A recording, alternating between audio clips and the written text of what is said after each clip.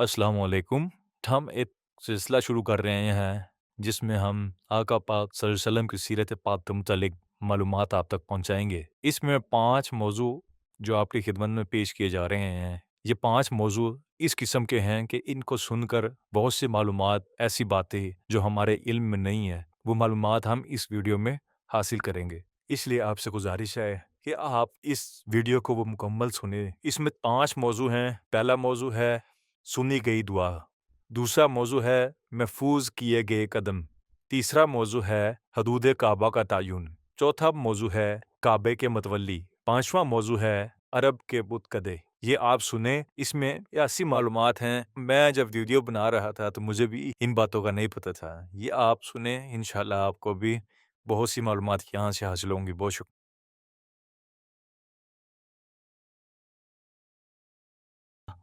सुनी गई दुआ। जब वो दुआ सुन ली गई तो फिर ये वाक़या हुआ। दो थके दुबले प्यासे ऊँटों पे 40 दिन की मुसाफरत के बाद वो फ़लस्तीन से इस बेआब-ओ-गया वादी में पहुंचे। वो वादी कतई रंग के धूप जले गर्म खुश्क पहाड़ों के बीच थी। वादी में पानी की एक बूंद ना थी, ना कोई सायादार दरख्त, नुकीले पत्थरों और लाल लाल मट्टी में उगी खाल खाल कांटों भरी झाड़ियां थी जो इधर निकल आए मुसाफिर की हवा से फड़फड़ाते खुले कपड़ों को उलझा लेती थी, पकड़ लेती थी। इस वादी में इन्हें अपनी औलाद के एक हिस्से को बसाने के बाद खुदा का मोहतरम घर बनाने के लिए कहा जाना था। वो वादी वादी बक्का थी। वादी बक्का इस वक्त तक ना कोई गांव था, ना कस्बा था, ना शहर। दूर दूर तक इंसानी आबादी का कोई निशान ना था। वो तंग सी वादी सब तरफ से खुश्क बंजर धूप में खड़े जले पहाड़ों से घिरी हुई थी। इन पहाड़ों में 3 दर्रे थे। यहाँ आने जाने के यही रास्ते थे। एक शुमाल के सिमत शाम को जाता था, दूसरा जुनूब में दूर यमन किनारे तक पहुंचता था, तीसरी राह करीब के समंदर बहर अहमर के सहराई किनारे से होती हुई ऊपर फलस्तीन को लौट जाती थी। इसी रास्ते से 2 ऊँटों पर सवार होकर वो मियाँ बीवी अपने एक शेर ख्वार बच्चे को लिए हुए इधर लाए गए थे। आने वाला मर्द 86 साल की उम्र में भी मजबूत आसाब का मालिक नजर आता था। खुश गर्म सहरा की लंबी मुसाफत से इसके जिल्द पर सुर्खी माइल झुर्रियां पड़ी हुई थीं। कद दराज था, हड्डियों के जोड़ भारी थे, सर के बाल कपड़े में बंधे थे। सफर की थकान के बावजूद खैर बांटते चेहरे पर चिरागों की तरह बोलती बड़ी बड़ी आंखें बड़ी जानदार थीं। जिधर एक नज़र देख लेती लगता उधर बूटा उग आया। ये खुदा के इंतहाई बरगुज़ीदा नबी सैयदना इब्राहीम अलैहिस्सलाम थे। इनके हमरा उनकी 40 साला जोजा सैयदा हाजरा थी और एक शीर खौर बच्चा। वो बच्चा सैयदना इस्माइल अलैहिस्सलाम था। इस्माइल के मायनी है सुना गया, जिसे अल्लाह ने सुन लिया। पता नहीं हज़रत इस्माइल अलैहिस्सलाम के वालिद मोहतरम सैयदना इब्राहीम अलैहिस्सलाम ने कब ये दुआ की थी कि मेरे अल्लाह मेरी औलाद में से अपना लाडला रसूल लाना। खुदा ने वो दुआ सुन ली। अंबिया अलैहिस्सलाम तो खुदा ने हज़रत इब्राहीम अलैहिस्सलाम के दूसरे बेटे हज़रत इसहाक की औलाद से ज़्यादा पैदा किए, मगर जिस नबी आखिर ज़मान सल्लल्लाहु अलैहि वसल्लम को पूरी बनी नूह इंसानियत के लिए मेयार और पैमाना बनाकर भेजना था, जिनके कल्ब पे अपनी कही हुई सारी बातों सारे सहीफ़ों को मुकम्मल करके कुरान की सूरत में नाजिल करना था, जिन्हें बनाई गई तमाम तर तख्लीकात का आका सल्लल्लाहु अलैहि वसल्लम बनाना था, इन्हें हज़रत इस्माइल अलैहिस्सलाम की औलाद से होने का शर्फ बख्शा जाना था। अब खुदा जाने खुदा ने पहला फैसला कौन सा किया, अपने घर को इस बेआब हो गया वादी में बनवाने का इरादा या इसी वादी में पैदा किए जाने वाले अपने लाडले रसूल आखिर वसल्लम का, जिनकी निस्बत को खुदा अपने घर की पहचान बनाना चाहते थे। शायद दोनों इरादे एक साथ हुए हों। अपने घर का जब खुदा ने सोचा हो तो अपने आखिरी नबी सल्लल्लाहु अलैहि वसल्लम का आबाई शहर तय कर लिया हो, या सबसे पहले जब अपने लाडले आखिरी रसूल सल्लल्लाहु अलैहि वसल्लम की रूह तख्लीक की हो तो ही तहिया कर लिया हो कि यहीं अपने हबीब के आबाई शहर में उसके घर के पड़ोस में अपना घर बनवाना है और उसे इसी के हाथों से सजवाना है, सारे जहां को दिखलवाना है। कुछ न कुछ कभी न कभी तय हुआ होगा, वरना ये कैसे होता जो हो गया। 40 दिनों की धूप, गर्द गुबार और पथरीली सहराई राह पे संगला करम और खुश्क पहाड़ों बीच एक बेराने में सहराई काफिलों के 3 रास्तों के दरमियान सैयदना इब्राहीम अलैहिस्सलाम अपनी लाडली बीवी सैयदा हाजरा अलैहिस्सलाम को इतनी दूर से लाकर बज़ाहिर बेआसला छोड़ गए। अपने शीख और बच्चे इस्माइल अलैहिस्सलाम के साथ खुद अकेले वापस पलट गई। 40 दिनों की धूप, गर्द गुबार और पथरीली सहराई राह पे संगलाह करम और कुछ पहाड़ों बीच एक वीराने में सहराई काफिलों के 3 रास्तों के दरमियान सैयदना इब्राहीम अलैहिस्सलाम अपनी लाडली बीवी सईदा हाजरा को इतनी दूर से लाकर बज़ाहिर बेआसा छोड़ गए। अपने शेख और बच्चे इस्माइल अलैहिस्सलाम के साथ खुद अकेले वापस पलट के 40 दिन का वही गुजरा हुआ सफ़र दोबारा गुजारने, जिधर इनकी पहली बीवी सैयदा सारा अलैहिस्सलाम इनके मुंतज़िर थी। कहते हैं वो सैयदा सारा अलैहिस्सलाम के कहने से उधर आए थे। सैयदा सारा चूंकि खुद इस वक्त तक बे औलाद थी, इनसे अपने शोहर की दूसरी बीवी का बेटा ना सहा गया। दोनों माँ बेटे के देश निकाले का मुतालबा कर दिया। मानने वाले इस कहावत को मान भी लेते हैं, मगर हैरत है इन्हें यह ख्याल नहीं आता कि ये सोचें कि सैयदा सारा अलैहिस्सलाम का मुतालबा मानने के लिए खुदा के दोस्त और इंतहाई बरगुज़ीदा नबी सैयदना इब्राहीम अलैहिस्सलाम अपनी बीवी हाजरा अलैहिस्सलाम और इस्माइल अलैहिस्सलाम को फ़लस्तीन से लेकर 1.25 महीने तक चलते चलते कहाँ जाकर रुकते हैं, कहाँ बीवी और बच्चे को छोड़ते हैं। वो कौन सी जगह थी, वो जगह किसने तय की थी? सैयदा सारा अलैहिस्सलाम ने, सैयदा हाजरा अलैहिस्सलाम ने, सैयदना इब्राहीम अलैहिस्सलाम ने, या सैयदना इब्राहीम अलैहिस्सलाम के खुदा ने? खुदा के हुक्म के बिना ना वो चलते थे ना रुकते थे। देखना यह है वो जगह कौन सी है, वहाँ क्या था इस वक्त और क्या होने वाला था। बीबी हाजरा अलैहिस्सलाम को भी वो बेआबो गया वीराना ही लगा था। दूर दूर तक ना पानी का निशान, ना कोई पौधा, ना कोई पेड़, ना कोई इंसान, ना कोई इंसानों की बस्ती। ऐसी जगहों पे कौन रुकता है, कौन बचता है? मगर वो बस भी ठहर गई और हमेशा के लिए कायम कर दी गई। वो भी ऐसे कि उनका चलना फिरना, दौड़ना, रुकना हमेशा के लिए अमर कर दिया गया, बार बार दोहराने के लिए कि कोई भूल ना जाए, कोई भूल में ना रहे, कि कभी कभी बज़ाहिर नज़र आते, महसूस होते और मौजूद तमाम तर खतरात के बावजूद बगैर किसी आसूदगी, किसी भी सहारे के इंसान ना सिर्फ जिंदा रखा जाता है, बल्कि वह आने वाली इंसानी नस्लों का मयार बन जाता है। वरना सहरा, पहाड़ और गर्म सूरज के नीचे बिना बूंद पानी और एक हरे पत्ते के साए के बगैर जहाँ कैक्टस जैसे प्यास जीने वाले पौधे तक मर जाते हैं, वहाँ पूरे का पूरा एक कुंबा ही नहीं बसा। वो जगह, वो मुकाम, वो नस्ल इंसानी की तमाम तर काफिलों की मंजिल बना दिया गया। जिमतनुमा बनकर आने वाले अजीम तरीन रहनुमा की इसी कबीले से आमद होती है और सारी दुनिया को मुसाफरत पर निकले इन्हीं लोगों के हाथों बने मुकद्दस घर की तरफ यहीं बुलाया जाता है। ये वही जगह है जहाँ 40 दिन की मुसाफरत के बाद ऐन इसी जगह रोका गया था जहाँ खुदा ने अपने घर का सहन सोचा था। वहाँ रुकते हुए सैयदा हाजरा अलैहिस्सलाम ने अपने आली मुकाम खावन सैयदना इब्राहीम अलैहिस्सलाम से सिर्फ एक सवाल पूछा था। ना कोई गिला किया, ना कोई शिकवा, बस एक मासूम सवाल, यहीं लाके यहाँ छोड़ना क्या अल्लाह के हुक्म से है? सैयदना इब्राहीम अलैहिस्सलाम ने गुबार आलूद थके बूढ़े चेहरे पे चमकती हुई खुशकुन आंखों से मुस्कुरा कर असबात में सर हिलाया और कहा, हाँ, अल्लाह की यही मंशा है। सैयदा हाजरा अलैहिस्सलाम ने फिर कोई सवाल नहीं किया। उनका चेहरा दमक गया। 1.25 महीने की धूल और धूप जैसे यकलख्त उनके चेहरे से सिरक गई। गोद में बिलाते शेख और बच्चे की प्यास बीच जैसे इका अकी में उगी पकी हुई खजूरों का पेड़ उगाया। सैयदा हाजरा अलैहिस्सलाम दिल जम्मी से मुस्कुराईं और पूरे इत्मीनान से बोली, तब हमें कोई दुख नहीं। खुदा की मंशा कभी रहमत से खाली नहीं होती, वह हमें ज़ाया नहीं करेगा। सैयदना इब्राहीम अलैहिस्सलाम अपनी लाडली बीवी के कहे हुए लफ्ज़ों को सुनकर मुस्कुराए। उनसे ज़्यादा कौन खुदा की रहमत का बेटी था। वो समझ गए थे कि सैयदना हाजरा अलैहिस्सलाम खुदा के हुक्म की तामील में मिलने वाली रहमत का बखूबी इतराफ़ करती हैं। वो खुद क्या अपने मुंह से इन्हें तसल्लियाँ देते, फरिश्ते आ आकर सैयदा हाजरा अलैहिस्सलाम को खुशखबरियाँ देते। एक रात सहरा बेयाबान में बीवी बच्चे के साथ रहे हुए सुबह खामोशी से अपनी बीवी और बच्चे को देखा, इनके माथे चूमे और पलट गए। मुद्दतों से सैयदना इब्राहीम अलैहिस्सलाम सफ़र में थे। बचपन, लड़कपन और जवानी ईरान, इराक, उर्दन, शाम और मिस्र में गुजारी। फौत फ़लस्तीन में हुए, अलखील जरून में मदफून हुए। कहते हैं कुर्रा अर्ज़ पर एक इलाका तहजीब की अव्वलीन मराकिज़ में से था। वो था दजला और फरात के दरमियान का 700 मील लंबा हरा भरा जरखेज़ इलाका। इस खत्ते के जुनूबी इलाके कलदानी में शहर और था, खुशहाल लोगों का नगीने की तरह चमकता दमकता शहर। चांद देवता के मंदिर थे वहाँ। शाही महलात में सागवान की शादियों पर चांदी और सोने के पतरे चमकते थे। सैयदना इब्राहीम अलैहिस्सलाम इराक के उसी शहर के रहने वाले थे। उनके वालिद आज़र भी इराक के थे। नस्ल दर नस्ल से वो इराकी थे। कूफा के मुज़फ़्फ़ाती बस्ती कोसी नज़द बाबल में सैयदना का ज़्यादा वक्त गुजरा। एक बार उधर कहत आ गया, उनका कुंबा 1 साल के लिए इराक से निकलकर ईरान के शहर हरमज़ गिर्द गया। वहीं सैयदना इब्राहीम अलैहिस्सलाम की विलादत हुई। ये 2100 क़ाफ़ मीम के लगभग का वाक़या है। उनके बाप ने सैयदना इब्राहीम अलैहिस्सलाम का नाम भी इसी शहर की निस्बत से हरमज़ गिर्द ही रख दिया। कभी कभी बाप का रखा नाम थोड़ी कायम रहता है। पैदा होने वाले बच्चे की निस्बत में तो खुदा का दोस्त और अंबिया का बाप होना लिखा था। इनके वक्त में सैयदना इब्राहीम अलैहिस्सलाम के नाम से कायम होना रकम था। वैसे ही हुआ।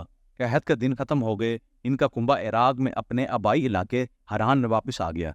बाबल सल्तनत थी, बादशाह नमरूद कहलाता था। बुत परस्ती का रवाज था। खुद सैयदना इब्राहीम अलैहिस्सलाम का वालिद नाम का तारिक और नस्ल का आज़र लकड़ी के बुत बनाकर रोज़ी कमाता था बड़ाई बुत सलीके से बनाता। एक ज़माना था कि वो बुत बना के अपने कम उम्र बेटे इब्राहीम अलैहिस्सलाम को देता कि बीच आ। बाप का हुक्म वो ना टालते। सैयदना इब्राहीम अलैहिस्सलाम बुत बेचने ख्वांचा सर पर रख कर निकल जाते। दिल एक अनदेखे खुदा को देखता रहता है। बाजार में जाके सैयदना अलैहिस्सलाम आवाज़ देते, है कोई जो मुझसे ऐसी चीज़ खरीदे जो ना नफ़ा दे ना नुकसान।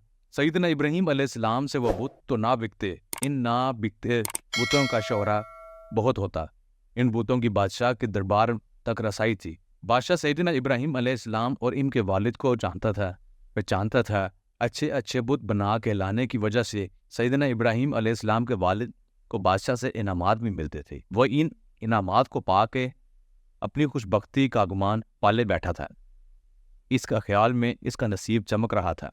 उसे थोड़ी ये पता था कि नसीब का चाँद घर की खुशहाली में नहीं चमकता। इन्हें यह भी खबर नहीं थी कि रहती दुनिया तक उनके खुशबख्त बेटे का नाम इनके बुत परस्ती से नहीं है। उनके खुशबख्त बेटे का नाम इनकी बुत तराशी से नहीं है, बल्कि बुत पाशी से मशहूर होना है। वो ये भी ना जानते थे कि जैसे कायम रहना हो वो खुदा के हुक्म से कायम रहता है, और जो कायम कर दिया जाता है इस पर क़यामत तक दूध और सलाम भेजा जाता है। बड़े बड़े नसीबों वाले अक्सर बदनसीब दौर में पैदा हुआ करते हैं। वो भी ऐसे ही कम नसीब दिन थे।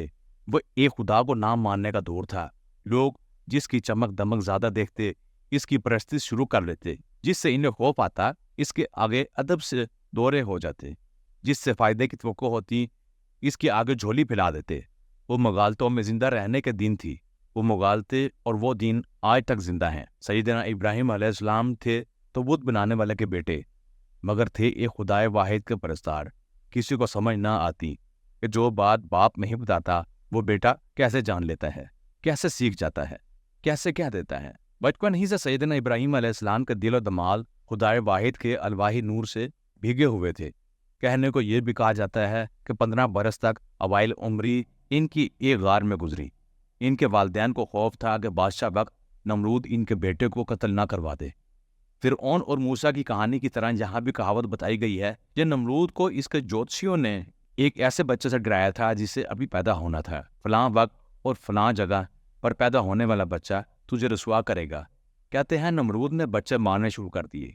सैयदना इब्राहीम अलैहिस्सलाम की वालदा जंगल में इब्राहीम अलैहिस्सलाम को जन्म दे आई। माँ चोरी चोरी जाके खिलाती पिलाती। शायद इसमें खुदा की कोई हिकमत हो, कोई रमज हो, कोई राज हो। खुदा ने जिसे अपनी खुदाई में से चुन के दोस्त बनाना हो वो उसे मट्टी पत्थर या लकड़ी के खुदा बनाने वाले के रिस्क से नहीं पालता। सैयदना इब्राहीम अलैहिस्सलाम जंगल के पाकीज़ा और मासूम फिजा में अपना अंगूठा चूसते चूसते 15 बरस के हो गए। जब अपने घर आए तो घर में बुत बनते और बिकते देखे। वो जानते तो सब कुछ थे, मगर इनके बताने का तरीका अलग था। वो बुतों के खरीदार बुत परस्तों से उनके खुदाओं का अता पता पूछने लगते। कोई दूर चमकते सितारे की तरह उंगली उठाता और कहता, देख कैसा चमक रहा है, ये मेरा खुदा है। सैयदना इब्राहीम अलैहिस्सलाम इसे रोके रखते। थोड़ी देर में चांद निकल आता, फिर वो उफक की सीढ़ियाँ चढ़ के धीरे धीरे ऊपर आ जाता। आसमान की वसत में इसकी धोदियाई चांदनी की चादर तन जाती। कुछ देर पहले चमकते हुए सितारों की रोशनी चांद की चांदनी में मान पड़ जाती। सारे सितारे एक चांद के चमकती चांदनी की चादर से फिसल जाते, जैसे चांद की चांदनी ने आसमान की स्लेट पे हाथ मार के उन सितारों को मिटा दिया हो। सैयदना इब्राहीम अलैहिस्सलाम मुस्कुरा कर सितारे को खुदा समझने वाले बुत परस्त को देखते और कहते, अब तेरे सितारे से बड़ा चमकने वाला चांद आ गया है, इसे खुदा मान ली। सितारे का परस्तार खिसियाना हो जाता और सितारों को छोड़ के चांद की पूजा करने लगता। रात रात भर वो वहाँ पूजा पाठ होती रहती। सैयदना इब्राहिम अलैहिस्सलाम कभी कभी ऐसी रातों के सहर देखने रुके रहते जब सुबह की सफेदी रात का सीना चीर कर रोशनी का भपका छोड़ती और एकाएकी में आग बगोला हुआ सर उठा के खड़ा हो जाता। तो चांद जहाँ होता वहीं दुबक जाता। सैयदना इब्राहिम अलैहिस्सलाम रात भर चांद की आरती उतारने वाले पुजारी को हाथ पकड़कर खींच लाते और सूरज के सामने खड़ा करके पूछते, अब बोल तेरा चांद से बड़ा तो ये है, अब क्या इसे पूजोगे? पुजारी बेदलील तो हो जाता, मगर जिन्हें एक से ज़्यादा खुदाओं को पूजने की आदत होती है, इन्हें चांद के बाद सूरज की पूजा से क्या खौफ आना था। वह सर झुका के हाथ जोड़ के सूरज के सामने दो जानों बैठ जाते। शाम समय फिर कहीं से सैयदना इब्राहिम अलैहिस्सलाम सूरज को पूजने वालों के पास आ जाते और मुस्कुराते हुए कहने लगते, देखते रहना तुम्हारा खुदा डूब ना जाए, गुरूब ना हो जाए, उसे पकड़ लो, ये देखो ये पिघले जा रहा है, खिसक रहा है, इससे इसकी धूप निकल गई, लाली रह गई, लो ये भी गई। सारा सूरज एक बेहद सा गोला बना मगरी में डूब गया है, मर गया है। अब अंधेरा मुंह खोल के इसे निगल लेगा। लो हो गया अंधेरा, किधर गया तुम्हारा सूरज देवता? क्या उसे पूछते हो जिसके नसीब में गुरूब होना लिखा है? या इससे जिंदगी मांगते हो जो रोज शाम को मर जाता है? पूजा पाठ के लोग बेदलील हो गए। बेदलीलों के पास सिर्फ गुस्सा होता है, बेसिमत, आंधा और बदनुमा गुस्सा। वो अपने खुदाओं की तजलील सुनकर पेचताब खाते रहते। सैयदना इब्राहिम अलैहिस्सलाम इन्हें खुदाए वाहिद पे ईमान लाने का कहते, मगर इन बेहिसाब खुदाओं का हिसाब रखने वाले लोगों के जहन में एक खुदा का तस्वर ही नहीं उभरता। उल्टा वो इसे अपनी तौहीन समझते। शायद मादी दुनिया की नजरियों की तरह इनके ख्याल में बेशुमार खुदाओं के मुकाबले में एक खुदा का तस्वर इन्हें गरीबाना लगता था। वो कहीं कहीं औरतों, कहीं कहीं कमरों के घरों के मालिक खुशहाल लोग थे। शायद वो सोचते हों, हमारे पास इतनी बहुतात है, फिर कैसे पूजा पाठ के लिए सिर्फ एक खुदा चुन लें। वो गुस्से से सैयदना इब्राहिम अलैहिस्सलाम को घूरते रहते, इनके वालिद से शिकायत करते, इनके अब्बा इन्हें डांटते, कहते, देख इन्हें मत सता, इनकी बात मान ले, वरना ये तुझे मारेंगे और मैं बचा ना पाऊंगा। सैयदना इब्राहिम अलैहिस्सलाम दिल ही दिल में मुस्कुराते। शायद सैयदना सोचते हों कि अब्बा को ना मारने वाले की समझ है, ना बचाने वाले की। कई बार सैयदना इब्राहिम अलैहिस्सलाम ने कोशिश की कि अपने अब्बा को सीधे रास्ते पर ले आएं, बड़ी दलीलें दी, मिन्नतें की, मगर वो ना माने। जब तक किसी के नसीब में खुदा खुद अपनी पहचान ना लिखे, इससे खुदा थोड़े पहचाना जाता है। सैयदना इब्राहिम अलैहिस्सलाम के वालिद भी खुदाए वाहिद को ना पहचान सके, उल्टा बुत पर बुत बनाते रहते। इनके बनाए बुतों से बादशाह के दरबार का बड़ा बुत खाना भर गया। बुत खाने में हर समय लोगों का अंबू रहता था। एक बार इस मंदिर से बाहर एक मैदान में बड़ा सा मेला लगा, लोग इधर उमड़ पड़े। मंदिर का पुरोहित और सैयदना इब्राहिम अलैहिस्सलाम के वालिद अजर भी मेला देखने निकल गए। सैयदना इब्राहिम अलैहिस्सलाम के हम जोलियों ने इन्हें भी मेले पे चलने का कहा। इनकी तबीयत बुतों के बोतात ने बोझल की हुई थी। पूरी बात इन्हें खोल कर क्या कहते, जान छुड़ाने के लिए इतना कहना काफी था, जाओ तुम लोग मेला देखो, मेरी तबीयत ठीक नहीं है। तबीयत ठीक कैसे रहती जब इनके बात के बनाए बुतों का मंदिर में हजूम खड़ा था और इनके दिलो दिमाग पे एक खुदाए वाहिद की मुकद्दस रोशनी ने हलचल मचाई हुई थी। सब लोग सैयदना इब्राहिम अलैहिस्सलाम को छोड़कर चले गए। सारा मंदिर सूना रह गया। अंदर बुत ही बुत, कोई बड़ा कोई छोटा। सैयदना इब्राहिम अलैहिस्सलाम शायद इसी ताड़ में थे। उन्होंने मेले ठेले से क्या लेना था। एक कुल्हाड़ा कहीं करीब से मिल गया, सीधे मंदिर के अंदर गए। अंदर बेजान बेजुबान लकड़ी, मट्टी, पत्थर से तराशे हुए बुत सहमे खड़े थे। सैयदना इब्राहिम अलैहिस्सलाम ने कुल्हाड़े मार मार कर सारे बुतों के हुलिये बिगाड़ दिए। किसी की टांग कट के नीचे गिर गई, किसी का बाजू कंधे से लटक के सीने पे झूलने लगा, किसी की शक्ति देने वाले हाथ सारी उंगलियों समेत कलाई से कट गए। कुछ की गर्दन के पीछे वार हुआ तो बुत के चेहरे की थोड़ी सीने पर लटकने लगी। कुछ की गर्दनें कट के नीचे गिर पड़ी। वो बुतखाना जहां थोड़ी देर पहले बुतों की पूरी मंडली खड़ी कोई खौफनाक मनसूबाबंदी करती हुई नजर आ रही थी, एकाएकी में मक्तल खाना बन गई। सारा बुत खाना बुतों के टूटे टुकड़ों से लथड़ गया। सैयदना इब्राहिम अलैहिस्सलाम ने कोई बुत सलामत ना छोड़ा, सिवाय एक के। किसी का माथा फोड़ दिया, किसी का पेट फाड़ दिया। बस एक बड़ा सा बुत, जो शायद सारे पंडाल में ऊंचे लंबे कद काठ के लिहाज से बुतों की मंडली का सरदार लगता था। इसे ना घायल किया, कुल्हाड़ा ला के इसके कंधे पर रख दिया और हाथ झाड़ के बूत खाने से बाहर चले गए। शायद बताना यह था कि अगर एक से ज्यादा खुदा कहीं इकट्ठे हो जाएं तो फिर जीत सिर्फ एक सबसे बड़े की होती है। मेला देख के बुत परस्त बुत खाने में आए तो इनकी आंखें उबल के इनके चेहरों से बाहर आ गईं। मुंह खुले के खुले रह गए, इनके हलक बे आवाज हो गए, इनके औसान फतह हो गए, इनके खुदा इनके पैरों में टूटे अधूरे कटे पड़े थे, ऐसे घायल और शिकस्ता जैसे किसी जंग में लूटी पटी सीना आखिरी सांस ले रही हो। बुत परस्तों के सामने इनके खुदा मर रहे थे। सिर्फ एक ऊंचा गुद सलामत था, इसके कांधे पर कुल्हाड़ा झूल रहा था। ये किसकी शरारत है?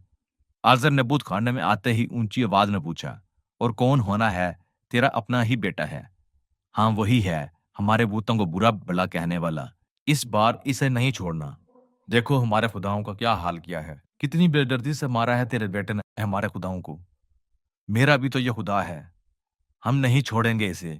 ना छोड़ो, मेरे तो हाथ के बने बुत इसमें तोड़े हैं, तुम इसे तोड़ दो ना। इसे यूं तोड़ के आसान मौत नहीं मारना।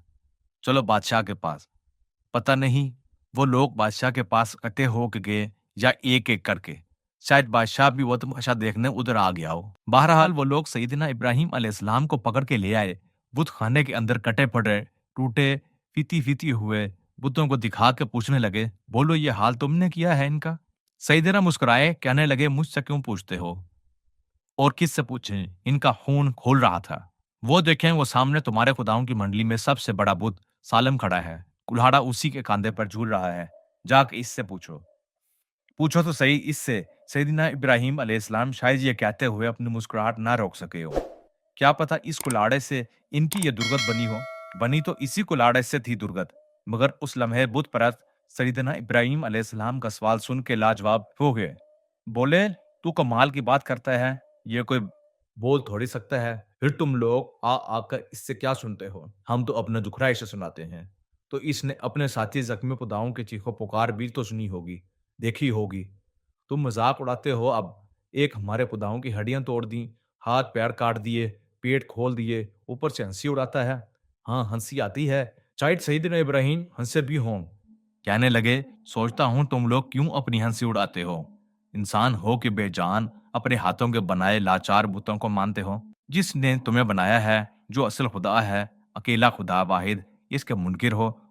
कुछ अक्ल से काम लो। उधर अक्ल कहाँ थी? अक्ल जहां ना हो वहां सिर्फ गुस्से का भूत रह जाता है। वो सारे भूतने बने उछलने लगे। हम तुम्हें छोड़ेंगे नहीं। तुमने हमारे खुदाओं पर कत्ल आम किया है। हम तुम्हारी जान लेंगे, मगर आसानी से निकाली जाने वाली जान नहीं। बहुत खौफनाक मौत मारेंगे।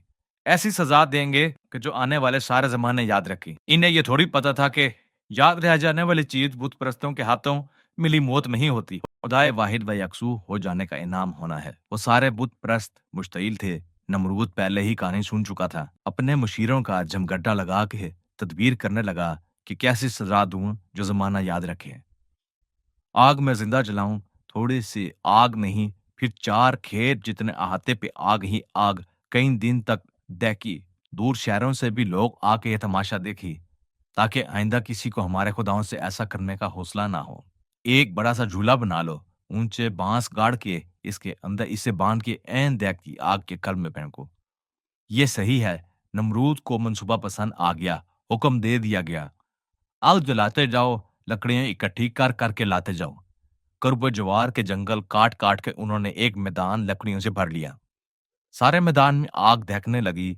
कई दिनों तक अलाव ऐसा जलाया गया कि मीलों तक इसकी तपिश जाती। अलाव के आसपास कोई परिंदा भी पर मारने की कोशिश ना करता है।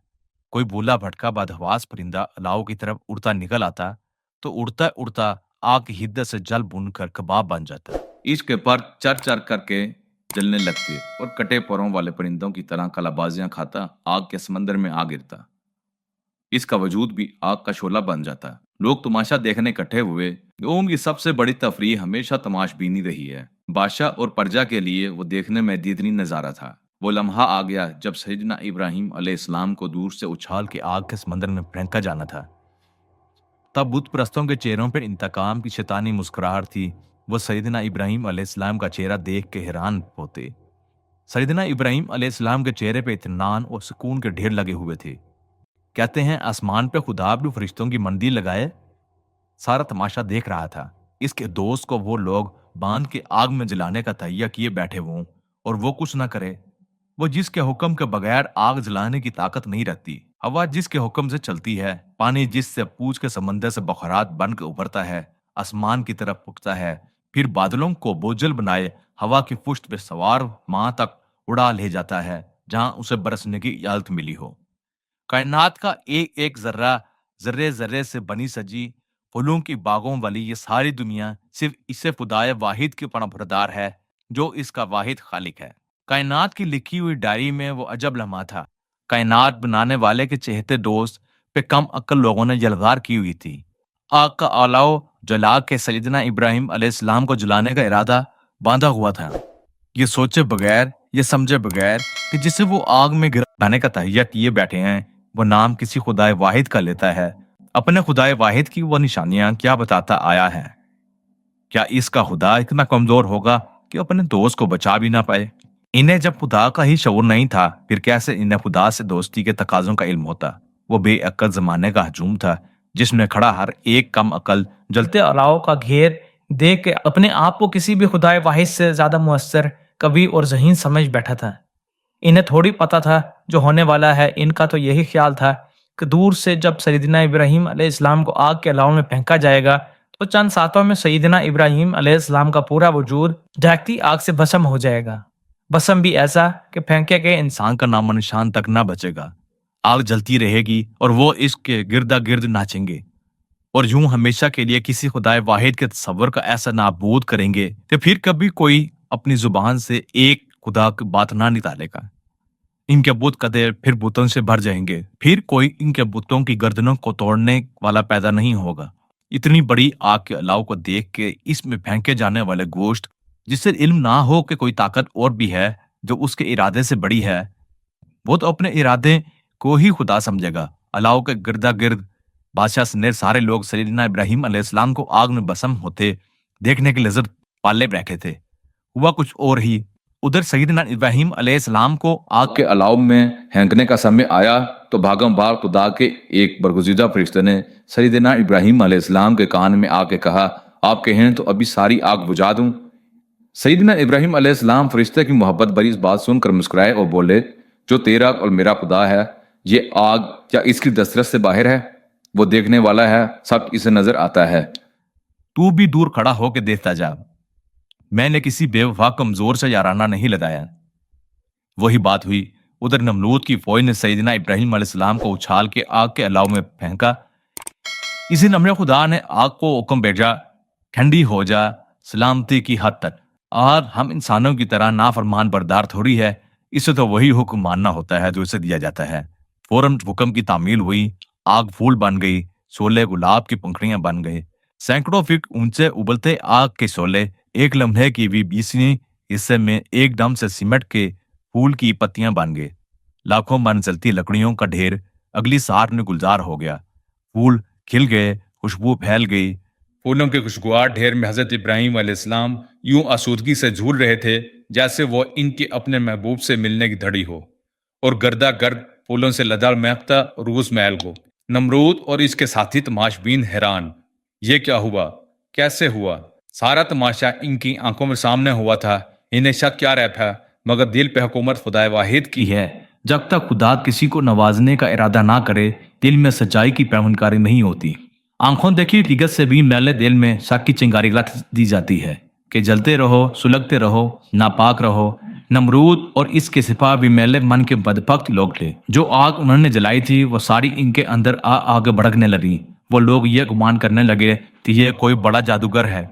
बजाय इसके कि इसके खुदा से डरते, वो इससे डरना शुरू हो गए और भाग गए। नमरूद सैयदना इब्राहिम अलैहिस्सलाम के पास आया, कुछ देर खामोशी और शर्मिंदगी से इन्हें देखता रहा। फिर इसने सैयदना से एक याद रखी जाने वाली बात कही। बोला, इब्राहिम अलैहिस्सलाम, तेरा खुदा तुझ पर कितना मेहरबान है। उसे नजर आ रहा था जो हुआ। इसने आग का खेत उगाया था। इस आग में गिराए जाने पर सैयदना इब्राहिम अलैहिस्सलाम को इतनी फराश भी न आई जो फूलों के ढेर पे गिरते समय आती है। कुछ हुआ तो इतना ही हुआ कि हाथ पांव की बंदी रस्सियां जल गईं। आग जो जलाई गई थी वो सलामती की हद तक बुझा दी गई। صرف ٹھنڈا ہونے کا حکم آیا ہوتا تو آگ ٹھنڈی ہوتی برف بن کے پھر تکلیف کا باعث ہوتی. برف سے نیچے بھی نقطہ انجماد گرتا جائے تو ایک سامنے آتا ہے جب منفی درجے پر گری ہوئی ٹھنڈی شے پھر جلانے لگتی ہے. سلامتی کی حد تک کا تعین ضروری تھا، اسی لیے وہ حکم سلامتی کی حد تک سرد فوجا ہوا. پورے ہجوم میں صرف 2 پاک روحیں کھڑی تھیں. ان کے دلوں پہ خدا نے خوشبو کو یلغار کی. وہ دونوں پکار اٹھے، ابراہیم علیہ السلام کا خدا سچا ہے، واحد ہے، یکتا ہے، اور ہم اس پر ایمان لاتے ہیں. ان 2 خوش نصیبوں میں ایک سیدنا ابراہیم علیہ السلام کے بھتیجے حضرت لوط علیہ السلام تھے اور دوسری ہستی ان کے چچا زاد سیدہ سارہ تھی. کہتے ہیں اس واقعے کے بعد سید سارہ علیہ السلام سے سیدنا ابراہیم علیہ السلام کی شادی ہو گئی.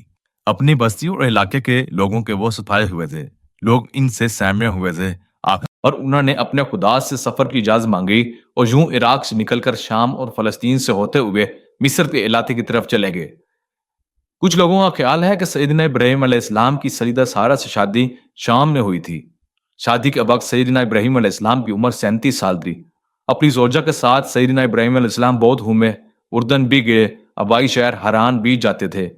فلسطین میں بہت عرصہ گزارا. وہاں ان کا قیام ایلیا میں رہا. وہیں بیر سبا نام کا کنواں کھدوایا اور عبادت گاہ تعمیر کی. سیدنا ابراہیم علیہ السلام دراز قد، مضبوط جسم، خوش طبع شخصیت کے مالک تھے. مہمان نواز تھے. گوشت کے شوربے میں روٹیاں بھگو کے شریر بنا کے کھلایا کرتے تھے. ضرورت سے زیادہ اپنے پاس کچھ نہ رکھتے تھے. ایک بار 300 غلام تھے ان کے پاس. خدا نے دوستی کا عندیہ دیا تو سارے آزاد کر دیے. ایک رات صبح تک اللہ کی یاد میں جاگتے رہے. صبح ان کے سر کے 2 تہائی بال سفید ہو گئے. اللہ سے عرض کی، یہ کیا؟ آواز آئی، یہ سفید بال دنیا میں عزت اور آخرت میں نور ہیں. نمرود کی بستی سے نکل کے وہ فرعون کے علاقے میں داخل ہو گئے.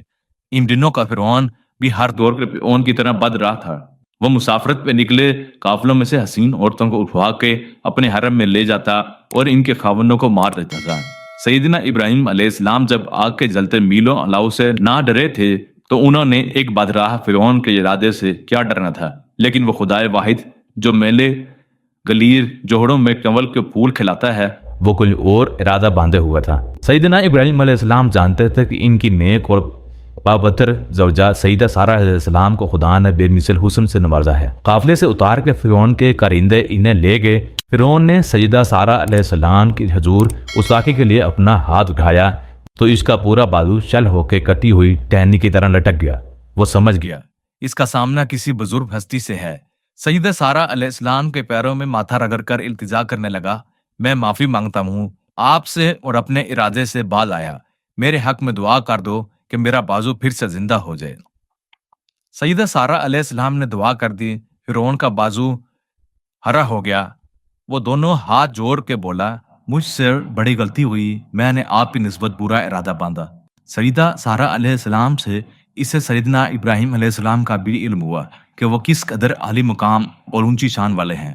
فرعون کہنے لگا، میں آپ دونوں عظیم ہستیوں کی خدمت کے لیے اپنی ایک عزیز ہستی نظر کرتا ہوں، اسے قبول فرمائیں. یہ میری بیٹی حاجرہ ہے مگر آپ کی کنیز بن کے رہے گی.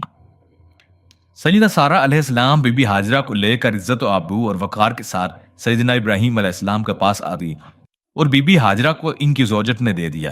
سیدہ سارہ علیہ السلام اس وقت تک بے اولاد تھیں. ان کے بطن سے سیدنا اسحاق کے پیدا ہونے میں ابھی 10 سال باقی تھے. جب اللہ تعالیٰ نے بی بی حاجرہ کی گود ہری کر دی، اللہ نے فرعون کے گھر سے اس کی بیٹی لے کر اسے سیدنا ابراہیم علیہ السلام کی مانگی ہوئی کسی دعا کے تعبیر کے لیے چن لیا. حالات ایسے بنا دیے گئے کہ سیدہ سارہ علیہ السلام نے خود سیدنا ابراہیم علیہ السلام سے مطالبہ کر دیا کہ حاجرہ اور اس کے مولود بیٹے کو دور لے جا کے چھوڑاؤ. سیدنا ابراہیم علیہ السلام کو بھی شاید یہ تقاضا عجیب لگا ہو، مگر جس ایک رب کے لیے وہ یکسو ہو کے جی رہے تھے، اسی نے ان کے کان میں مسکرا کے ہاں کہہ دل ہو گئی. سیدنا ابراہیم علیہ السلام بی بی حاجرہ اور اپنے شیر خور بچے اسماعیل علیہ السلام کو سفر پر لے کر چل پڑے. سفر خدا کا سوچا ہوا تھا. اس سفر کی منزل بھی جہاں خدا نے اس دنیا کے قلب میں اپنے گھر کا نقشہ اپنے عرش کے عین نیچے طے کیا ہوا تھا، وہیں لا کے صحرا اور کچھ پہاڑوں بیچ چلے آتے سیدنا ابراہیم اور ان کی زوجہ بی بی حاجرہ کو گود میں لیے سیدنا اسماعیل علیہ السلام سمیت روک لیا. اب اس بے آب و گیا ویرانڈے میں خدا نے 2 کام اہم کرنے تھے. ایک تو ان باپ بیٹے سے اپنا گھر بنوانا تھا جس کی طرف चार अतराफ से थकी हुई पिचके पेट वाली ऊँटनियों के सफर इसके घर का तवाफ करने आते। दूसरा यह कि सैयदना इब्राहीम अलैहिस्सलाम की दुआ की कबूलियत के लिए इनके फर्जंद इस्माइल अलैहिस्सलाम की पुष्ट से तमाम अम्बियों के सालार अपने लाडले आखिरी रसूल हजरत मोहम्मद सल्लल्लाहु अलैहि वसल्लम को अपने घर के पड़ोस में पैदा करके बड़ा करना और इनके वसीले से अपने घर की पहचान हमेशा के लिए कायम करना थी। खुदा अपने इरादों की तकमील करता है। सैयदना इब्राहीम अलैहिस्सलाम भी जानते थे खुदा अपने इरादे पूरे करता है, इनकी दुआओं को रद्द नहीं करता। उन्होंने बीबी हाजरा अलैहिस्सलाम और शेख और बच्चे को बे आबो गया वादी बक्का खुदा के सहारे छोड़ा और 40 दिन की मुसाफत की दूरी पे वापस सैयदा सारा अलैहिस्सलाम की तरफ लौट गए। बीबी हाजरा अलैहिस्सलाम और शेर खोर सैयदना इस्माइल अलैहिस्सलाम के लिए चारों तरफ हेबत से खड़े पहाड़ों बीच गर्म बेगजार सहरा में एक बूंद भी पानी ना था। ऊपर धूप से भरा आसमान आग बरसा रहा था। अपने बनाए जाने वाले घर के आते खुदा ने जिस मुकद्दस पानी का चश्मा सोचा हुआ था, इसे अब ममता की मुकद्दस मोहब्बत भरी लगन और मासूम शेर और प्यासी एडियन के तजब्जब से पैदा होना था। सैयदना इब्राहीम अलैहिस्सलाम अपनी ऊँटनी पर सवार सहरा बीच चलते चलते नजरों से ओझल हो गए। सूरज सरकता सरकता ऐन सर पे आ गया। साथ लाया जादला खत्म हो गया था। प्यासी ममता को अपनी प्यास से कहीं ज्यादा शेरखोर बच्चे के प्यास का खौफ था। वो सिसकती हिरनी की तरह घबराई हुई दौड़ती फिरने लगी। खुदा का अमन देने वाला घर तो अभी बनना था, मगर इस बुरगजीदा घर के पड़ोस में खड़ी खुदा की मुकद्दस निशानियां वफा और मरवा की पहाड़ियां इस दिन भी धूप में बाअदब खड़ी थी। बीबी हाजिरा अलैहिस्सलाम अपने बच्चे को खुदा से सोचे हुए इस मोहतरम घर के सामने रेत पर लिटा के पानी ढूंढती हुई करीब की पहाड़ियों सफा और मरवा के दरमियान दौड़ने लगी। दौड़ते दौड़ते वह चार अतराफ पानी तलाश करती, एक नजर लेटे हुए अपने बेटे इस्माइल को देखती, मुबादा कुछ जंगली जानवर ना उधर हमला आवर हो जाए, रोता रोता प्यासा शेर खोर बेदम ना हो जाए। दोनों पहाड़ियों के गोद में एक गहरी जगह पर दौड़ते हुए कुछ देर के लिए सैयदा हाजरा अलैहिस्सलाम को इनका बेटा नजर ना आता तो वो अपनी रफ्तार बढ़ा देती, तेज दौड़ने लगती ताकि जल्दी से अगली पहाड़ी पर चढ़कर अपने बेटे को देख ली। बस सफा से मरवा और मरवा से सफा के दरमियान 7 बार वो भागी थी। सफा से भागना शुरू किया था, 7वां चक्कर मरवा पर खत्म हुआ था कि देखा लेटा शेर को बच्चा जहां रेत में एरिया मार रहा था, वहीं से शफाफ उजले पानी की फुहार उछल रही है। सैयदा हाजरा अलैहिस्सलाम खुशी से निहाल हो गई। आसमान से उतरे एक फरिश्ते की आवाज भी आ गई, जाओ तुम्हारी दुआ सुनी गई, तलाश पूरी हुई, पानी पहुंच गया, चश्मा कानी हुआ और तुम्हारा इन पहाड़ियों बीच भागना भी। सैयदा हाजरा अलैहिस्सलाम बिजली की तरह दौड़ती अपने बच्चे की तरफ आई। एड़ियों से निकलता पानी ऐसे तेजी से फैले जा रहा था जैसे फरिश्ते इस पर मार रहे हों। लेटे बच्चे की एड़ियों से निकल के फैलते पानी को देख के पानी से बोली, ठहर ठहर, जम जम। निकलता पानी मीठे खुशगवार पानी का चश्मा क़यामत तक के लिए में ही ठहर गया, जिसके नसीब में प्यासी रूहों की प्यास बुझाना लिख दिया गया। दूसरा मौजू है महफूज किए गए कदम। कदमों को महफूज किया जाता है वो बड़े नसीब वाले होते हैं। जब ऐसा होता है तो वह रास्ते में महफूज हो जाते हैं जिन पे वो कदम चला करते थे। वो मुकाम भी सलामती से कायम कर लिए जाते हैं जहाँ वो चुने हुए खुश नसीब कदम लुका करते थे। आख अवर कदमों की तमाम तर निशानियां बताना हर एक के बस में नहीं है। बड़ी निशानी एक है आई कदमों की कि ये कदम कदम उठाने वाला अपनी मर्जी से नहीं उठाता। जहाँ उसे ले जाया जाता है वो चला जाता है, जहाँ रुकने का इज़्न मिलता है वो कदम रोक लेता है। किसी भी रास्ते पे उसे भेजा जाए वो चल पड़ता है। वो ये नहीं सोचता कि कितना कठिन रास्ता है, नुकीले पत्थर हैं, कांटों भरी झाड़ियाँ हैं, राह में साया है कि नहीं, आखिर में पीने को पानी भी मिलेगा या नहीं। महफूज होने वाले कदम ऐसी बहस में नहीं पड़ते। इन्हें अपनी अकल की आंख से ज़्यादा भेजे जाने वाले की निगाह पर भरोसा होता है। ऐसा कदम चलने वाला जानता है कि वो जिसकी डोर पकड़ के पतन हम जा रहा है वो ना अनाड़ी है ना कमज़ोर। सारी हवाएं जिसके हुक्म से चलती हैं। उसे पता होता है सारी ज़मीनें सांस लेते हुए उसका नाम लेती हैं। वो जानता है कि इसके हुक्म के बगैर ज़मीन रास्तों को कोई रास्ता नहीं देता है। खबर होती है कि जब उसे राह मिली हुई हो तो राह की कोई भी रुकावट रोक नहीं सकती। ऐसे नसीब और कदम कदम कदम चलते हुए अपनी आंखों में जा रख के चलते जाते हैं। फासला दिनों का हो, महीनों का हो या सदियों का, भेजने वाले के हुक्म से सिमटा जाता है, महफूज हुआ रहता है। سیدنا ابراہیم علیہ السلام نے بہت سفر کیے، ساری زندگی سفر نے گزاری، جہاں پل بھر کے لیے قدم روکنے کا حکم ملا، کھڑی دو بڑی قیام کیا، حکام کو محفوظ کر لیا گیا۔ پتھر کی چٹان کے سینے پہ ان کے بخت اول پاؤں آئے، پتھر ادب سے دورہ ہو کے ان کے پیروں میں سمٹ گیا۔ وہ پتھر جو اپنی نوکیلی پتھریلی سخت زبان سے پیروں کو چاٹنے کا عادی تھا، وہ ان کی بابرکت پیروں کی لمب سے مکھن کی ڈلی بن گیا۔ ان کے پیروں کا نشان اپنے دل پہ رکھ کے ہمیشہ کے لیے امر ہو گیا تھا، ایسے ہزارہ پتھروں کے قبیلے سے نکل گیا، ممتاز ہو گیا، نفس سے بھر گیا، ہر آنے والے وقت کی آنکھ میں گھپ گیا، محفوظ ہو گیا، مگر ایسا ہونے سے پہلے بہت کچھ ہونا باقی تھا۔ یہ محفوظ کیا گیا پتھر تو خدا نے اپنے گھر کی چوکھٹ پہ سجانا تھا، سجا لیا۔ گھر کے بنانے والے مزدور کو کبھی کسی نے اتنی عزت دی ہے؟ وہ گھر عام گھر تھوڑی تھا، وہ عزت والے کا عزت والا گھر ہے، جسے اسے روئے زمین پر اس کے نام کے لیے ہر سجدے کا رخ ہونا تھا، جسے اس کے آخری لاڈلے رسول صلی اللہ علیہ وسلم کے لائے ہوئے دین کی پہچان بننا تھا۔ ایسے عظمت والے گھر کو لاڈلے آخری رسول صلی اللہ علیہ وسلم کے خلاف ہم نے بننا تھا۔ انہیں کو خدا نے سیدنا ابراہیم علیہ السلام اور ان کے فرزند سیدنا اسماعیل علیہ السلام کو فرشتے بھیج کے اپنے گھر کا نقشہ دکھایا تھا، حالانکہ اسی نقشے میں 2000 سال پہلے اپنے لاڈلے رسول بت باخر صلی اللہ علیہ وسلم کا چلا جانے والا ایک ایک قدم اس لمحے بھی خدا کے روبرو ہے۔ کامن پاک کی تقسیم ہماری طرح نہیں ہے، ہمارے پاس تو وقت کی 3 شکلیں ہیں، ماضی، حال اور مستقبل۔ خدا کے سامنے یہ تینوں زمانے سر جھکائے ادب سے کان لگائے بیٹھے رہتے ہیں کہ کب کس زمانے کو تعمیل کے لیے حکم ملے اور وہ چنا دے۔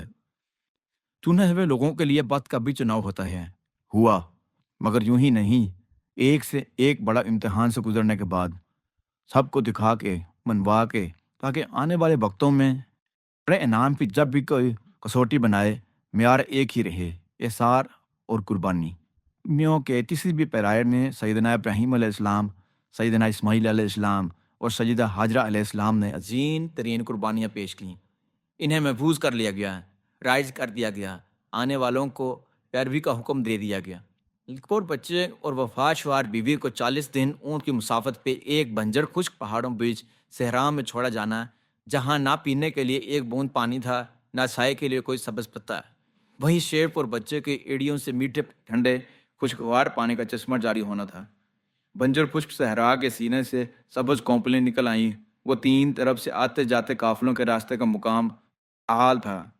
شاید ایک قافلے نے سیدنا حاجرہ علیہ السلام سے درخواست کی کہ ہم مسافر ہیں، تھکے ہوئے ہیں، اجازت ہو تو آپ کے چشمے کے پاس رک جائیں، اس بابرکت پانی سے اپنی اور اپنے جانوروں کے پیاس بجھائیں۔ سیدنا حاجرہ علیہ السلام نے اجازت دے دی۔ یوں وہ قافلہ جو اپنی پہچان بنو جرہم بتاتا تھا وہاں رک گیا۔ دھیرے دھیرے چشمے کے آس پاس انہوں نے اپنے خیمے لگا لیے، دھیرے دھیرے پتھروں کے گھرونڈے بن گئے۔ سیدنا حاجرہ علیہ السلام کا شیخ اور سیدنا اسماعیل علیہ السلام قدم قدم چلنے والا بچہ بن گیا۔ وقفے سے فلسطین کی طرف سے 40 دنوں کی لمبی مسافت طے کر کے اونٹ سوار سیدنا ابراہیم علیہ السلام اپنی بیوی اور بچے سے ملنے آتے اور رہتے۔ اللہ نے پیار باپ بیٹے میں ایسا ڈال دیا جیسے شہد میں مٹھاس۔ تو ابراہیم علیہ السلام بچے سے دور بھی رہتے تو اس کی محبت کی پھوار سے بھیگتے رہتے۔ بچہ بڑا ہوتا ہوتا اتنی عمر کو پہنچ گیا کہ وہ باپ کے آگے پیچھے دوڑنے لگا۔ کبھی سیدنا ابراہیم علیہ السلام بھاگ کے اسے چاہ زمزم سے میٹھا پانی لا لا کے پلاتے، کبھی مٹی کا کٹورا پانی سے بھر کے پیچھے پیچھے بھاگتا پھرتا۔ زمزم کے کنویں سے 40-50 قدم پر وہ مقدس جگہ تھی جہاں خدا نے اپنا گھر بنانا تھا۔ پان بنے اس نے معزز گھر کا اس دھرتی سے تمام تر جڑی زمینوں کے مرکز پہ عکس تھا، جسے ابھی بننا تھا۔ وہ یہ جانے والے سجدوں کا رخ ہونا تھا۔ اپنے گھر بنانے والے تا امتحان بھی باقی تھا، تاکہ یہ منوا لیا جائے کہ یہ دونوں باپ بیٹا اس مقدس گھر کے پتھر رکھنے کے اہل ہیں۔ باپ نے ایک رات ایک عجیب خواب دیکھ لیا۔ اللہ پابت انہیں علیہ السلام معلوم تھا، وہ خدا کی طرف سے حکم ہے اور اس کی تعمیل لازم ہے۔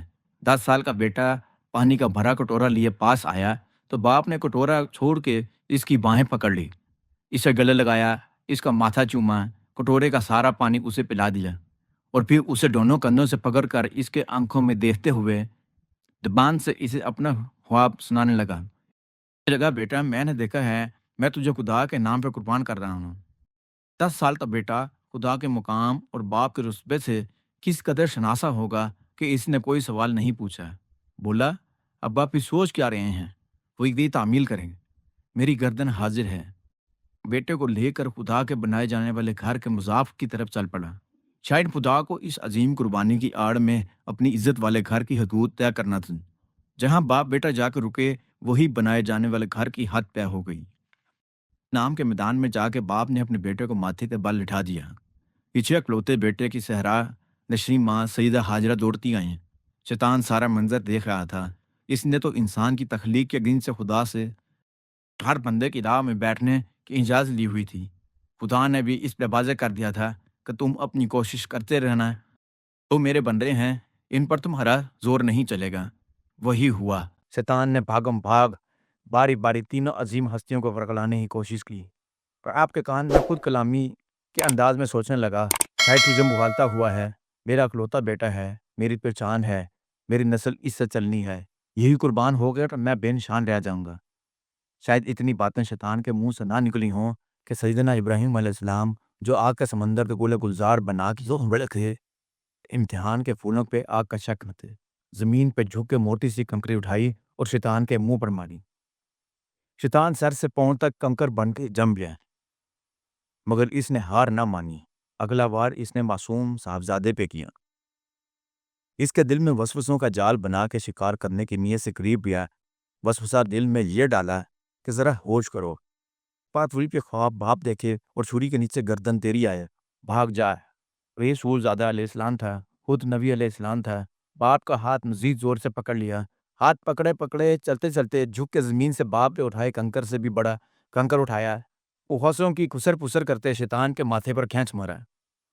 شیطان پھر تلملانے لگا، تیسری بار حملہ آور ہونے کا پروگرام بنایا۔ اسے شاید پتہ تھا کہ امتحان میں کامیابی کی صورت میں کیونوں کے ہاتھوں خدا کا عزت والا گھر بنے گا، اور اسی گھر کے پڑوس سے انہی کی نسل سے ایک ایسا برگزیدہ رسول آخر صلی اللہ علیہ وسلم کی بعثت ہوگی جس سے وہ برٹسانی کو بھٹکانے کی ساری محنت اکارٹ جائے گی۔ اسے آنے والے وقتوں میں اپنی حیثیت برباد ہوتی نظر آ رہی تھی۔ وہ کیوں نہ ہاتھ پاؤں مارتا، اس نے سوچا۔ پہلے پہل آدم جب اس کے ہاتھوں نہ پھسلا تو اماں ہوا نے اس کی کسر پسر پر کان دھر لیے تھے۔ کیا پتہ بی بی حاجہ علیہ السلام بھی ہوا کی طرح ہوں۔ تیسری بار اس میں دونوں باپ بیٹے کے پیچھے ممتا کے ننگے پاؤں بگا دیے۔ سیدہ حاجہ علیہ السلام کے ذہن میں سرگوشیاں شروع کر دی۔ یہ کیا انہونی ہوئی، بیٹا پیدا ہوا تو 40 دن اونٹ کی سفر پہ اس ویرانے میں لا چھوڑا ہے، اب بیٹا جوان ہونے لگا تو اسے زندگی سے ہمیشہ کے لیے نکالا جا رہا ہے۔ بھاگ کے جا، روک لے، اپنے بیٹے کو بچا۔ سیدہ حاجرہ علیہ السلام جلیل القدر نبی کی زوجہ تھیں، عظیم و شان نبی کی والدہ تھیں۔ انہیں اپنے اکلوتے بیٹے کے ماتھے پہ اس جہاں کے عظیم ترین رسول اللہ صلی اللہ علیہ وسلم کی جد امجد ہونے کی روشنی نظر آ رہی تھی۔ عظیم باپ بیٹا اور ان کے خدا کے راز و نیاز میں کیسے دخل دیتے؟ وہ بھی جھکی ایک بہت موٹا کنکر اٹھایا اور اس کی کن پٹی پر مارا۔ تیسری بار شیطان پھر پتھر بن گیا، راہ کے سارے کانٹے نکل گئے۔ بیٹا سرشاری تعمیل میں سر جھکائے، آنکھیں نیچے، چٹان پہ گردن رکھ کے لیٹ گیا۔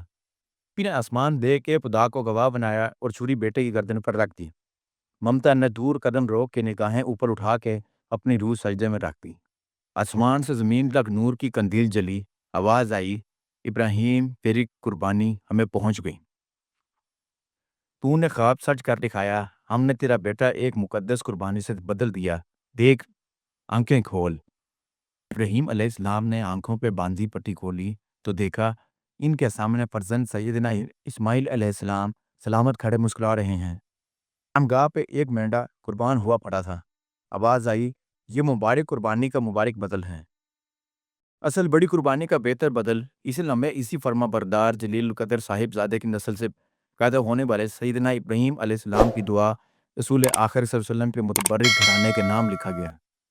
کوئی مینڈا ایک رسول علیہ السلام سے کیسے برتر اور بہتر ہو سکتا تھا؟ وہ تو فرما برداری کا انعام تھا، کھانے کی ضیافت تھی۔ کہا، اسے کھاؤ کھلاؤ۔ تم باپ بیٹا اور ماں اس آزمائش میں پورے اترے۔ مکہ کی بستی دھیرے دھیرے بڑھتی رہی۔ ابراہیم علیہ السلام طور سیدہ سارہ علیہ السلام کے گھر سے کندھے پر تیر کمان ڈالے اونٹ پر بیٹھ کے آتے جاتے رہتے۔ ایک بار واپس گئے تو انہوں نے سیدہ سارہ علیہ السلام کو خدا کی طرف ایک خبر سنائی۔ سارہ علیہ السلام کے بیٹے سیدنا اسحاق علیہ السلام اور اسحاق کے بیٹے یعقوب علیہ السلام کی خوشخبری دی۔ پھر پلٹ کے مکہ آئے تو سیدنا اسماعیل علیہ السلام کو تیر اندازی کے سبق دیے۔ اس ملاقات میں شاعر جب سیدنا اسماعیل علیہ السلام کی عمر 20 سال کی تھی تو سیدہ حاجرہ علیہ السلام کے جانے کا وقت آ گیا۔ وہ جس جھونپڑی میں رہتے تھے وہیں باپ بیٹا نے انہیں دفنا دیا۔ یہ تو بعد میں انہیں معلوم ہوا کہ خدا نے اپنے گھر کے بنیادوں کی نشاندہی کرتے وقت سیدہ حاجرہ علیہ السلام کی قبر کو کعبہ کی شمالی دیوار میں داخل کر لیا۔ عظیم ہے، ایک آخری ملاقات تعمیر کعبہ پہ ہوئی۔ بیٹا 30 سال کا ہو چکا تھا، باپ کی عمر 120 سال کے لگ بھگ تھی۔ اس ملاقات سے پہلے 2 بار سیدنا ابراہیم علیہ السلام بیٹے سے ملنے اس کی جھونپڑی پہ آئے تھے۔ دونوں بار بیٹا تیر کمان لے کے کہیں دور گیا ہوا تھا۔ پہلی دفعہ باپ نے بیٹے کی دہلیز پہ دستک دی تو اندر سے ایک ناشکری عورت کی آواز آئی جو دہلیز سے باہر نکل کے اپنے خاوند کی شکایتیں کرنے لگی۔ ہم کدھر گیا ہے؟ کبھی بتا کے دیا ہی نہیں، اس اجاڑ میں قید کر کے رکھا ہے۔ دوسرے آپ آ گئے ہیں پوچھنے کیا بتاؤں؟ بڑ بڑ کرتی ہوئی وہ واپس دہلیز کے اندر جانے لگی تو سیدنا ابراہیم علیہ السلام نے اسے پل بھر کے لیے روکا۔ سامند آئے تو میرا ایک سندیشہ دے دو گی؟ وہ نال چڑھا کے بولے۔ سیدنا ابراہیم علیہ السلام کہنے لگے، کہنا گھر کی دہلیز بدلنے والی ہے، بدل لے۔ وہی مگر اس نے میری ہی تھوڑی سننی ہے، یہی دیمک زدہ دہلیز میرے نصیب میں رہنی ہے۔ ابراہیم علیہ السلام مسکرائے اور واپس پلٹ گئے۔ سیدنا اسماعیل علیہ السلام اپنے گھر پہنچے، پوچھنے لگے کوئی ملاقاتی آیا تھا کیا؟ شاید باپ کی خوشبو نے انہی کے ذہن میں سوال اتارا ہو۔ سیدنا اسماعیل علیہ السلام کی بیوی نے الٹے سیدھے ہاتھ ہلا کے انہیں ایک روشن چمکتی آنکھوں والے سفید ریش بوڑھے کی آمد کا بتایا اور کہنے لگی وہ عظیم سا سندیشہ دے کے گیا ہے وہ بابا۔ جاتے جاتے کہنے لگا مت آئے تو کہنا کہ گھر کی دہلیز بدل لے، تو نے تھوڑی اسے بدلنا ہے۔ وہ کہہ ایسے رہا تھا کہ جیسے تو واقعی اس کی بات مان لے گا۔ ہاں میں مان رہا ہوں، پرک ٹھیک کہہ رہے تھے، انہیں پتہ ہے جو وہ کہتے ہیں میں وہی کرتا ہوں۔ جانتے ہیں وہ بزرگ کون تھے؟ مجھے کیا پتا؟ مجھے پتا ہے کون تھے، وہ میرے والد تھے۔ وہ اشارے دے گئے ہیں کہ میں تمہیں بدل دوں، اس لیے تمہیں طلاق دیتا ہوں۔ اسماعیل علیہ السلام نے دوسری شادی بھی اسی قبیلے بنو جرم میں کی۔ دوسری بیوی شکر گزار تھیں۔ ایک بار سیدنا اسماعیل علیہ السلام کی عدم موجودگی میں سیدنا ابراہیم علیہ السلام ادھر آئے، دستک بھی۔ سیدنا اسماعیل علیہ السلام کی دوسری زوجہ نے بڑے تپاک سے خیر مقدم کیا، پہچانے وہ بھی نہ کہ کون اس کے دروازے پہ وارد ہوئے ہیں۔ بس ان کے چہرے پہ پڑے بنا نور اور جسم و جان کے عجیب مقدس وقار کو دیکھ کے خوش ہو گئی۔ او بھگت کرنے لگیں، سائے میں بچھونا بچھایا، چول پہ لایا، کھانا کھلایا، اونٹنی کو چارہ دیا۔ سیدنا ابراہیم علیہ السلام نے اس کے خامن کی بابت پوچھا۔ وہ بڑے احترام سے بولی، گھر کے کاموں میں لگے رہتے ہیں، شاید آنے میں دیر ہو جائے۔ سیدنا ابراہیم علیہ السلام خوش ہوئے، انہوں خامن آئے تو اسے میرا ایک پیغام دو، میرے گھر کی دہلیز بہت اچھی ہے، اس کا خیال رکھنا۔ کہ سیدنا ابراہیم علیہ السلام پھر پلٹ گئے۔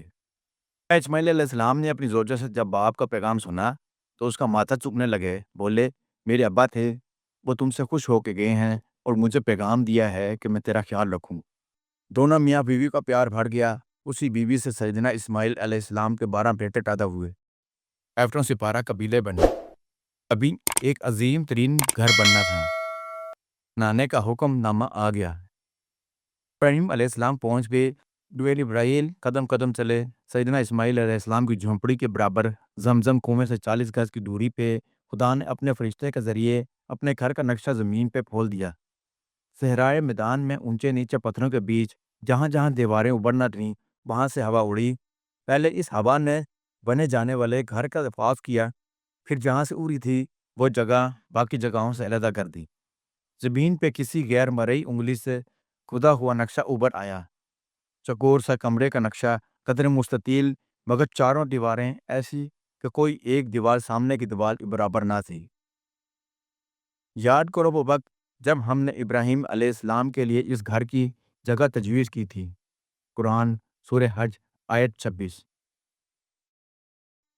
باپ بیٹا خدا کے اس عظیم گھر کو بنانے میں جٹ گئے۔ قیامت تک خدا کو کیے سجدوں کا رخ ہونا تھا۔ کہ تعمیر کعبہ کے لیے خدا نے دنیا کے 5 برگزیدہ پہاڑوں کے پتھر انہیں دستیاب کیے۔ ان میں طور کے پتھر بھی تھے، سینا کے بھی، ہیرا کے بھی اور لبنان کے بھی۔ تو میں اونٹ کی کوہان کے مشابہ بڑے بڑے سبز پتھر تھے جو اس میں یوں جوڑے گئے جیسے 2 ہاتھوں کی انگلیاں جوڑ کے ہاتھوں کو یکجا کیا جاتا ہے۔ تعمیر کے باقی پتھر مقامی پہاڑ ابو قبیس کے تھے۔ قبیس پہاڑ کو امانت دار پہاڑ کہا جاتا ہے۔ ابو قبیس کا نام شاید اس لیے پڑا کہ ایک قبیس نامی شخص نے یہاں ڈیرا لگا لیا تھا، مگر امانت دار پہاڑ اس لیے کہا گیا کہ اس پہاڑ نے فرشتوں کو لایا ہوا جنت سے اتارا مقدس پتھر حجر اسود اپنی گود میں لیے رکھا، اور جب اس کی ضرورت ہوئی تو اسے سیدنا ابراہیم علیہ السلام کے سپرد کر دیا۔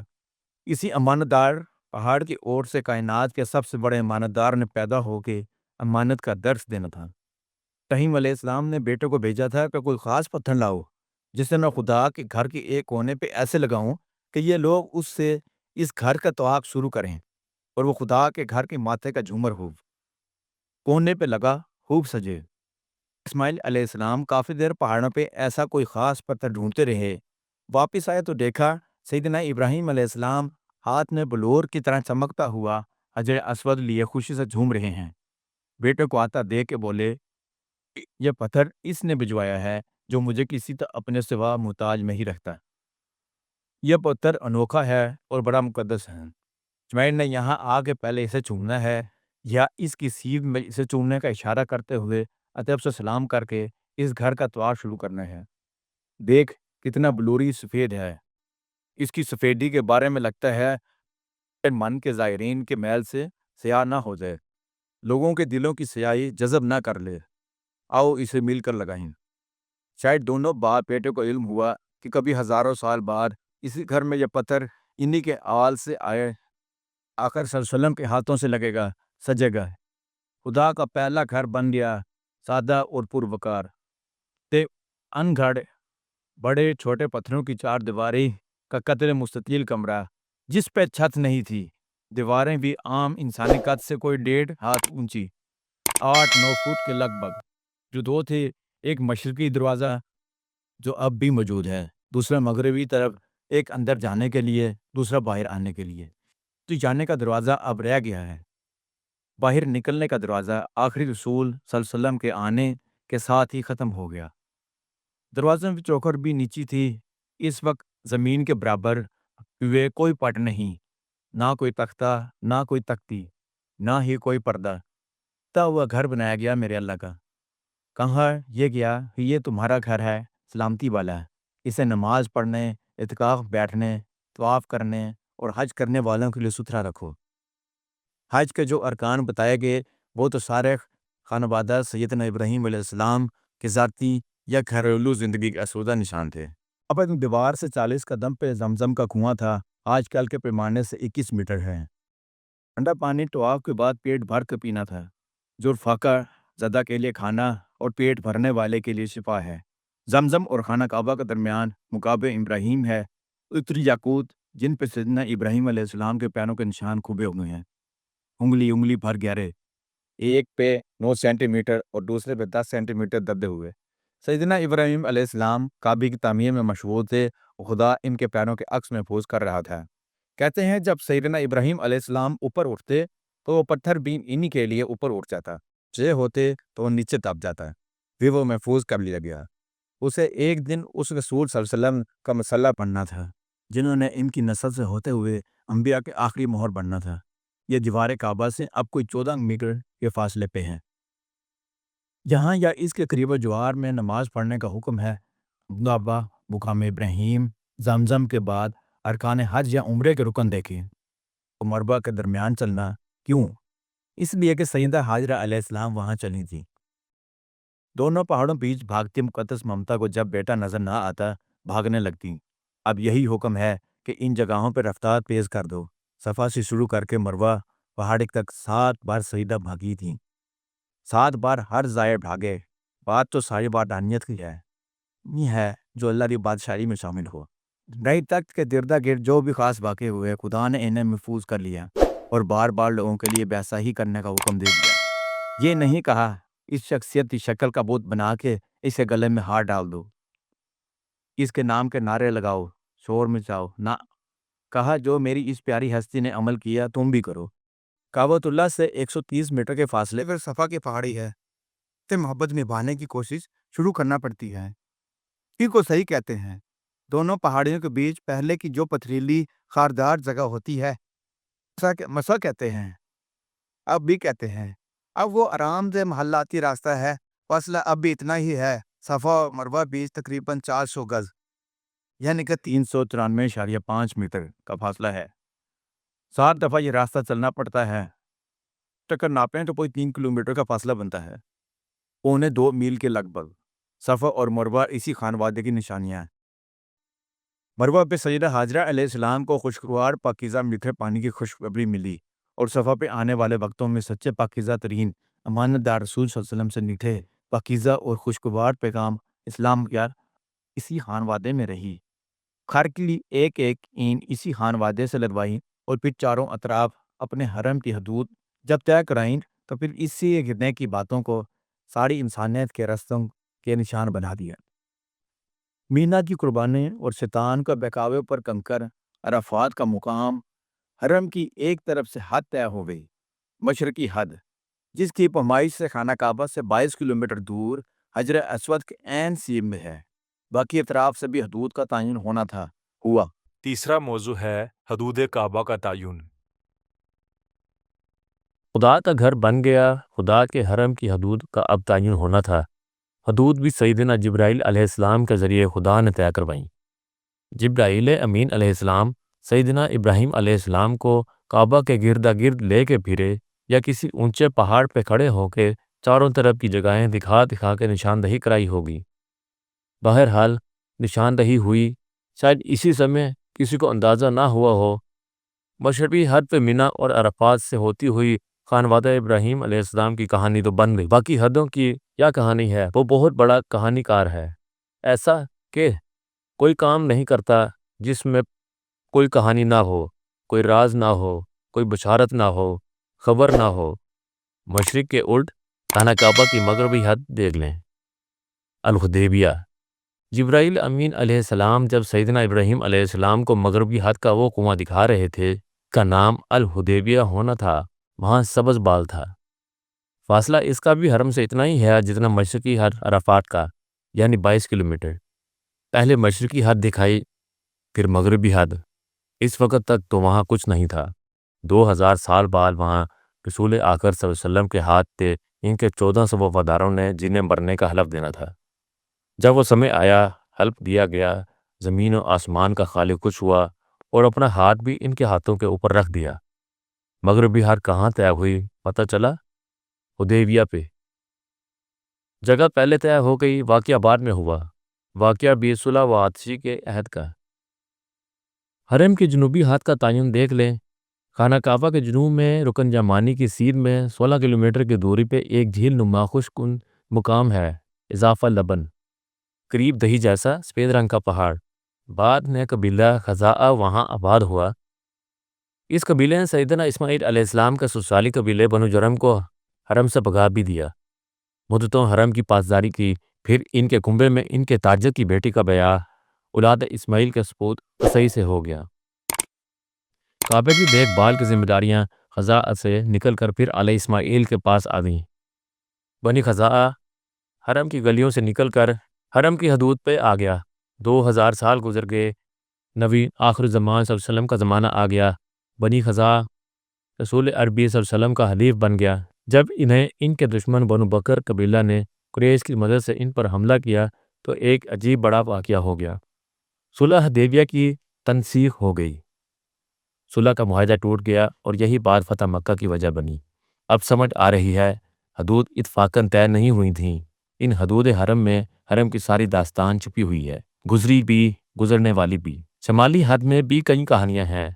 شمال مغرب میں حرم کعبہ کی حد تنیم ہے۔ کعبہ سے 7.5 کلومیٹر دور جہاں آج کل مسجد عائشہ ہے، وہ تو نظر آتی ہے، مگر اس کے ساتھ ہی اسی احاطے میں کہیں ایک ایسا مقام ہے جو نہ کبھی خدا بلا سکتا ہے، نہ خدا کا رسول صلی اللہ علیہ وسلم۔ یہ حضرت حبیب رضی اللہ عنہ اور سیدنا زید بن بسنہ کی شہادت کی جگہ ہے رضی اللہ عنہ۔ تفصیل آگے آئے گی۔ وہ پڑھے لکھے عاشق رسول صلی اللہ علیہ وسلم مگر غریب مسلمان تھے۔ کچھ کافر انہیں دھوکے سے پکڑ لائے، مکہ میں فروخت کر دیا۔ خریدنے والوں نے بدر کی جنگ میں ان کے ہاتھوں مرنے والے اپنے باپ چاچا کا بدلہ لینے کے لیے انہیں پھانسی پر لٹکا دیا۔ ایک کو تلوار سے مارا، دوسرے کو پھانسی پر چڑھایا۔ پھانسی کا پھندا ابھی گرا نہیں تھا کہ اس عہد کے مشرکوں کے سردار ابو سفیان ہاتھ اشارہ کرتے ہوئے آگے آیا اور خبیب رضی اللہ عنہ اور زید بن وسنہ سے پوچھنے لگا، تمہیں یہ خیال نہیں آتا ہے کہ تم گلے میں رسی ڈال کے پھانسی کے انتظار میں لٹکنے کے بجائے مدینہ میں وہاں ہوتے جہاں تمہارے رسول صلی اللہ علیہ وسلم ہیں اور تمہاری جگہ یہ پھندا ان کے ہی گردن میں ہوتا؟ خبیب رضی اللہ عنہ اور زید رضی اللہ عنہ نے ابو سفیان کی پوری بات خدا جانے سنی یا نہیں۔ ایک کی پھانسی کے پھندے میں گردن پھنسی ہوئی تھی اور دوسرے کی گردن سے 1.25 فٹ پہ ننگی تلوار تھی۔ جسم ایک تنکے کی طرح پیروں کے نیچے پڑے پتھروں پہ جھول رہے تھے۔ ابو سفیان کی بات سن کے ان کی آنکھیں خون سے لال سرخ ہو گئیں۔ لگتا تھا انہوں نے غور سے دیکھا تو آنکھوں کی جھلی پھٹ جائے گی، خون کا فوارہ نکلے گا۔ انہوں نے مرتی ہوئی آنکھوں میں کائنات کی ساری زندگی کی راز بھر کے ابو سفیان کی طرف دیکھا اور سرخ آنکھوں سے آنکھوں کی ہچکیوں کے ساتھ بولے، ابو سفیان، میری ایک نہیں 1000 بار ایسے پھندے پہ پھانسی ہو، مگر میں ایک بار بھی یہ تصور نہیں کر سکتا کہ میرے پیارے آقا صلی اللہ علیہ وسلم کے پیر میں ایک کانٹا بھی چبھ جائے۔ تو کم عقل کیسی بات کرتا ہے؟ ابو سفیان اپنے موٹے پیٹ کی دونوں طرف سے ہاتھ اٹھا کے اپنی چندیا کو ملتے ہوئے بولا، اس طرح محبت کرتے ہوئے کسی کو نہیں دیکھا جس طرح محمد صلی اللہ علیہ وسلم کے وفاداران ان سے محبت کرتے ہیں۔ یہی مقام تو خانہ کعبہ سے 7.5 کلومیٹر شمال مغرب میں مسجد تنعیم کے برابر محبت میں جلے پروانے کی کہانی کا وقوع ہے۔ یہ حد حرم آقا صلی اللہ علیہ وسلم کے پروانوں کی محبت تھی۔ ایک حد اور بتاتا ہوں، تنعیم سے اوپر شمال کی طرف خانہ کعبہ سے 13 کلومیٹر دور وادی نخلا، مکہ سے طائف کا راستہ، یہاں کئی اہم باتیں ہوئیں۔ کہنے کو اسی کے پاس جورانہ وہ جگہ ہے جہاں جنگ بدر سے کچھ پہلے عبداللہ بن جیش رضی اللہ عنہ نے عمرو بن حضرمی کا پیچھا کرتے ہوئے اس کا خون کیا، جو اسلام میں کسی مسلمان کے ہاتھوں غیر مسلم کا پہلا خون تھا، جس پر رسول آخر صلی اللہ علیہ وسلم سٹ پٹا گئے اور اللہ کے حضور عرض کی، اے اللہ، اس خون سے میرا کوئی تعلق نہیں۔ آپ صلی اللہ علیہ وسلم نے اسی کافر کے خون کا خون بہا دینے کے لیے مسلمان اور یہودیوں سبھی شہریوں سے رابطہ بھی کیا۔ اللہ نے کلام اتارا، پریشان نہ ہو، یہ بری بات صحیح، مگر جو لوگوں کو ان کے گھروں سے نکالتے ہیں اور مارتے ہیں وہ اس سے بھی بری حرکت ہے۔ یہی جورانہ ہی وہ جگہ ہے جو جنگ بدر کی جگہ بنی اور حرم سے 22 کلومیٹر دوری پہ حد ٹھہرائی گئی۔ بات نخلا کی ہو رہی تھی جو کعبہ سے 13 کلومیٹر شمال میں ہے۔ جہاں فتح مکہ کے بعد رسول آخر صلی اللہ علیہ وسلم نے خالد بن ولید رضی اللہ عنہ کو کچھ سوار دے کر کہا، جاؤ وادی میں بنے مندر میں رکھی ہوئی عزا کی مورتی کو توڑ آؤ، جسے کم عقل مشرک اللہ کی بیٹی کہا کرتے تھے۔ خالد بن ولید رضی اللہ عنہ گئے، مندر توڑ کر آ گئے، پوچھا سرکار دو عالم صلی اللہ علیہ وسلم نے عزا کو توڑا؟ خالد بن ولید بولے، جی سرکار، ہر چیز توڑ دی۔ سرکار دو عالم صلی اللہ علیہ وسلم نے سر نفی میں گھمایا، فرمانے لگے پھر جاؤ۔ خالد پھر کے اس بار غصے میں ایسی توڑ پھوڑ کی کہ عزا کی مورتی ریزہ ریزہ ہو گئی۔ پھر اس مورتی کے اندر ایک دھماکہ ہوا اور کالے سیاہ دھوئیں کے مرغلے میں ایک سیاہ فام بے ہنگم ڈراؤنے چہرے والی چڑیل اپنے بال کھولے چیخیں مارتے ہوئی نکل کے بھاگی اور خالد بن ولید رضی اللہ عنہ کی ضرب سے کٹ کر گری اور ختم ہو گئی۔ واپس آ کر خالد نے سارا واقعہ سرکار دو عالم صلی اللہ علیہ وسلم کو سنایا تو آپ صلی اللہ علیہ وسلم تبسم فرمایا اور بولے، یہی تھی عزا، ختم ہو گئی۔ یہ سب واقعے تو ہو گئے، مگر نخلا حرم کعبہ کی حد بننے کی یہ وجہ محسوس ہوتی ہے کہ وادی نخلا وہ جگہ ہے جہاں خون سے لت پت پاؤں لے کر سرکار دو عالم صلی اللہ علیہ وسلم طائف سے اترے تھے۔ اپنے آزاد کیے ہوئے غلام سیدنا زید رضی اللہ عنہ کے ساتھ اس ٹھنڈ پہ پہاڑ شہر میں گئے تھے۔ 80 کلومیٹر کا فاصلہ پیدل طے کر کے مکہ میں قبیلے کا سرپرستی دینے والا چچا سیدنا ابو طالب اور غم گسار بی بی خدیجہ رضی اللہ عنہ کا انتقال ہو گیا تھا۔ سوچا طائف خوشحال مکہ والوں کے باغات کا شہر ہے، قرابت دار ہیں، شاید کسی کے دل پہ خدا کے کلام کا اثر ہو، وہ ایمان لے آئے، پیدل قدم قدم چل کر پہاڑ پر چڑھ گئے۔ وہاں بے عقل جاہلوں نے پتھر مارے، لہو لہان کر دیا۔ پہاڑ سے اترتے اترتے وادی نخلا میں پہنچے، خون پیروں پہ جمع ہوا تھا، سر پر ڈالی گئی دھول تھی، کمر پہ مارے ہوئے پتھروں کے نشان تھے، پیچھے شور مچاتے پتھر مارتے بچوں کا ریلا تھا۔ ریلے کے ساتھ اس بستی کے لوگوں کی حقارت بھری تن سے کاٹتی آنکھیں تھیں۔ وادی نخلا میں پہنچ گئے تو آسمان سے جبرائیل امین علیہ السلام پہاڑ کے فرشتے کو لے کر حاضر ہو گئے۔ بولے آقا صلی اللہ علیہ وسلم، یہ پہاڑوں پہ دسترس والا فرشتہ ہے اور اب آپ کی کمان میں ہے، جو کہیں تعمیر ہوگی۔ پہاڑوں کے کماندار فرشتے نے بڑھ کر سلام کیا اور کہنے لگا، پہاڑوں پہ آپ کی شان مبارک پہ جو گستاخیاں ہوئی ہیں وہ سب خدا نے دیکھیں، اس لیے مجھے بھیجا گیا ہے۔ اگر آپ چاہیں تو میں ابھی ان پہاڑوں کو توڑ کر ان لوگوں پہ گرا دوں جنہوں نے آپ کو زخم دیے۔ نہ سرکار دو عالم صلی اللہ علیہ وسلم زخم تھے، جسم سارا زخم سے بنا ہوا تھا۔ مگر ایک دم ہاتھ اٹھا کے پہاڑوں کے کماندار فرشتے سے بولے، نہیں کچھ نہ کرو، یہ نہیں تو ان کی اولاد ایمان کے دولت سے مالا مال ہوگی، تم کچھ نہ کرو، جاؤ۔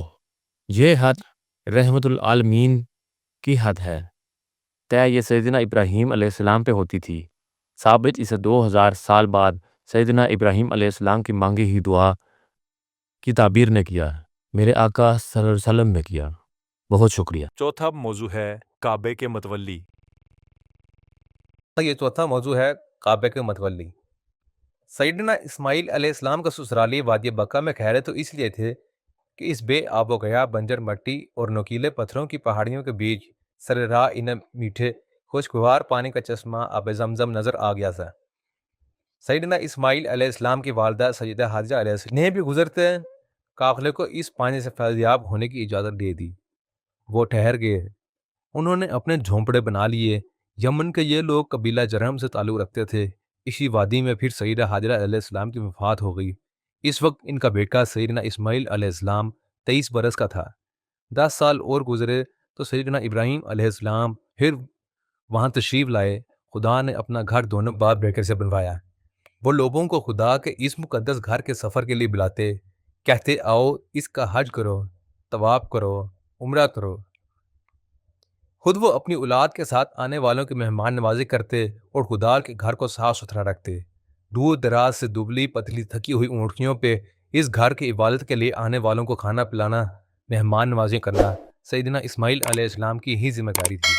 کرہی دی وادی میں ٹھہرے ہوئے بنو جرہم کے سردار مزاز بن امبو جرہمی کی خوب رو لڑکی رعلہ سے سیدنا اسماعیل علیہ السلام نے دوسری شادی کر لی تھی۔ اسی شادی سے ان کے 12 لڑکے اور ایک لڑکی کی ولادت ہوئی۔ وہ جو کل تک بے سر و سامانی، کمزور، ایڑیاں رگڑتے ہوئے شیر خوار اس وادی بقا میں لائے گئے تھے، اب ایک مضبوط قبیلے کے سربراہ تھے۔ بڑا بیٹا نابت تھا، دوسرا کدار، کچھ اسے کدر بھی کہتے تھے۔ کدار بن اسماعیل علیہ السلام سے آقا صلی اللہ علیہ وسلم کا سلسلہ نسب ہے۔ پھر تیسرا عزیل، چوتھا منشا، پانچواں سما، چھٹا معاشی، ساتواں ونا، آٹھواں ازر، نواں زیما، 10واں نتورا، 11واں نیش اور 12واں کزیما۔ بیٹی ایک ہی تھی، نسمہ۔ یہ شاید سیدنا ابراہیم علیہ السلام کا حکم تھا یا دونوں بھائیوں اسماعیل علیہ السلام اور ایک ساتھ علیہ السلام کی خواہش کہ سیدنا اسماعیل علیہ السلام کی اس بیٹی کو بہانے کے لیے سیدنا اسحاق علیہ السلام فلسطین سے اپنے بیٹے عیسو کو اس وادی میں لے کر آئے۔ نسمہ اور عیسو کی شادی ہو گئی۔ عیسو نسمہ کو لے کر اپنے کنبے کے پاس فلسطین لے گئے۔ اس جوڑے کی اولاد سے فلسطین میں روم، فارس اور اشبنان نام کے بچے پیدا ہوئے۔ بچے تو اسماعیل علیہ السلام کے بچوں پہ بھی بہت ہوئے۔ تھوڑے ہی برسوں میں وادی بقا میں سیدنا اسماعیل علیہ السلام کی اولاد پھیل گئی۔ ان سب بیٹوں نے عموماً شادیاں پاس رکے ہوئے اپنے ابا سیدنا اسماعیل علیہ السلام کے سسرالی قبیلے بنو جرہم کی لڑکیوں سے کی۔ بنو جرہم عرب کے جنوبی سرسبز خوشحال علاقے یمن سے سل ارم کے ٹوٹنے کے بعد عرب کے علاقوں میں مارے پھرتے تھے۔ بنو جرہم کو مکہ راس آ گیا، خدا کا گھر ادھر تھا۔ دور دور سے لوگ اس گھر کی زیارت کے لیے اونٹنیوں پر چڑھ کر آتے تھے۔ پھر اس جگہ سے کئی طرف راستے جاتے تھے۔ تجارتی سفر کی بھی وہ راہ تھی۔ دھیرے دھیرے یمن سے آئی بنو جرہم کی آبادی اولاد اسماعیل علیہ السلام سے رشتہ داری کی وجہ سے بھی وہ انہیں اپنا قبیلہ سمجھنے لگے۔ بنو جرہم کے سارے ماموں بنو اسماعیل کو داماد سمجھے بیٹھے تھے۔ تھوڑے ہی دنوں میں بنو جرہم نے کعبہ کی دیکھ بھال کی ذمہ داری بھی اپنے ہی ہاتھ میں لے لی۔ اب وہ جسے چاہتے انہیں کعبہ کی زیارت کرنے دیتے، آنے والوں پر ٹیکس لگا دیتے۔ ان کا کاروبار سنور گیا، پیسوں کی فراوانی ہو گئی۔ اونٹوں، بکریوں کے ریوڑ زیادہ ہو گئے۔ پھر آتے جاتے تجارتی مال و اسباب پہ چونگی انہیں علیحدہ ملتی۔ ان دوہوں کی حیت بدل گئی، گردنیں پن گئیں، کاندھے چوڑے ہو گئے، پیٹ بھاری ہو گئے۔ ایسی کیفیت میں شاید ہی کوئی سوچتا ہو کہ اگر یہ نعمت ہے بھی تو ملی کیسے ہے۔ الٹا جس کی طرف یہ احتمال ہوتا ہے کہ یہ سارا احسان اس وجہ سے ہوا ہے، بندہ اپنی فطری احسان فراموشی کی وجہ سے اس موسم سے دور ہو جاتا ہے۔ پہلے اولاد اسماعیل سے دور ہوئے، پھر ان کے بنائے خدا مقدس کے گھر کے تو چودھری بنے رہے، خدا سے بیگانے ہو گئے۔ کعبہ زور وہاں تھا مگر وہ ان لوگوں کے لیے پیسہ کمانے کی دکان بن گئی۔ کعبہ کے گردا گرد ان لوگوں نے اپنے گھر بنا لیے۔ کعبہ سے 40 گز دور زمزم کا کنواں تھا، وہیں ان کے قبیلے کے ایک مرد اصاف بن لیلہ جرمی اور وادی کے باہر سے آئی ہوئی کسی لڑکی نائلہ بنت وائل نے زمزم کے کنارے سے پانی پیتے پلاتے بدکاری کر دی۔ کہتے ہیں کہ اس گناہ کے پاداش میں نائلہ اور اصاف دونوں کے جسم پتھر کے بن گئے۔ ہونا تو یہ چاہیے تھا کہ لوگ ان پتھروں پہ جا کر کنکریاں مارتے، رمی کرتے، ہوا جرہموں نے جا کر ان پتھروں پہ چڑھاوے چڑھانا شروع کر دیے، جیسے انہوں نے کبھی بہت بڑا پن کیا ہو، کوئی کارنامہ سر انجام دیا ہو، کوئی پھل لے آتا، کوئی اپنا جانور لا کے وہیں ان دونوں پتھروں کے بیچ چھری لے کے اسے ذبح کرتا ہے۔ باہر سے آنے والے زائرین کے لیے بھی یہ طرفہ تماشا تھا، وہ بھی یہی کرتے جو یہاں کیا جاتا ہے۔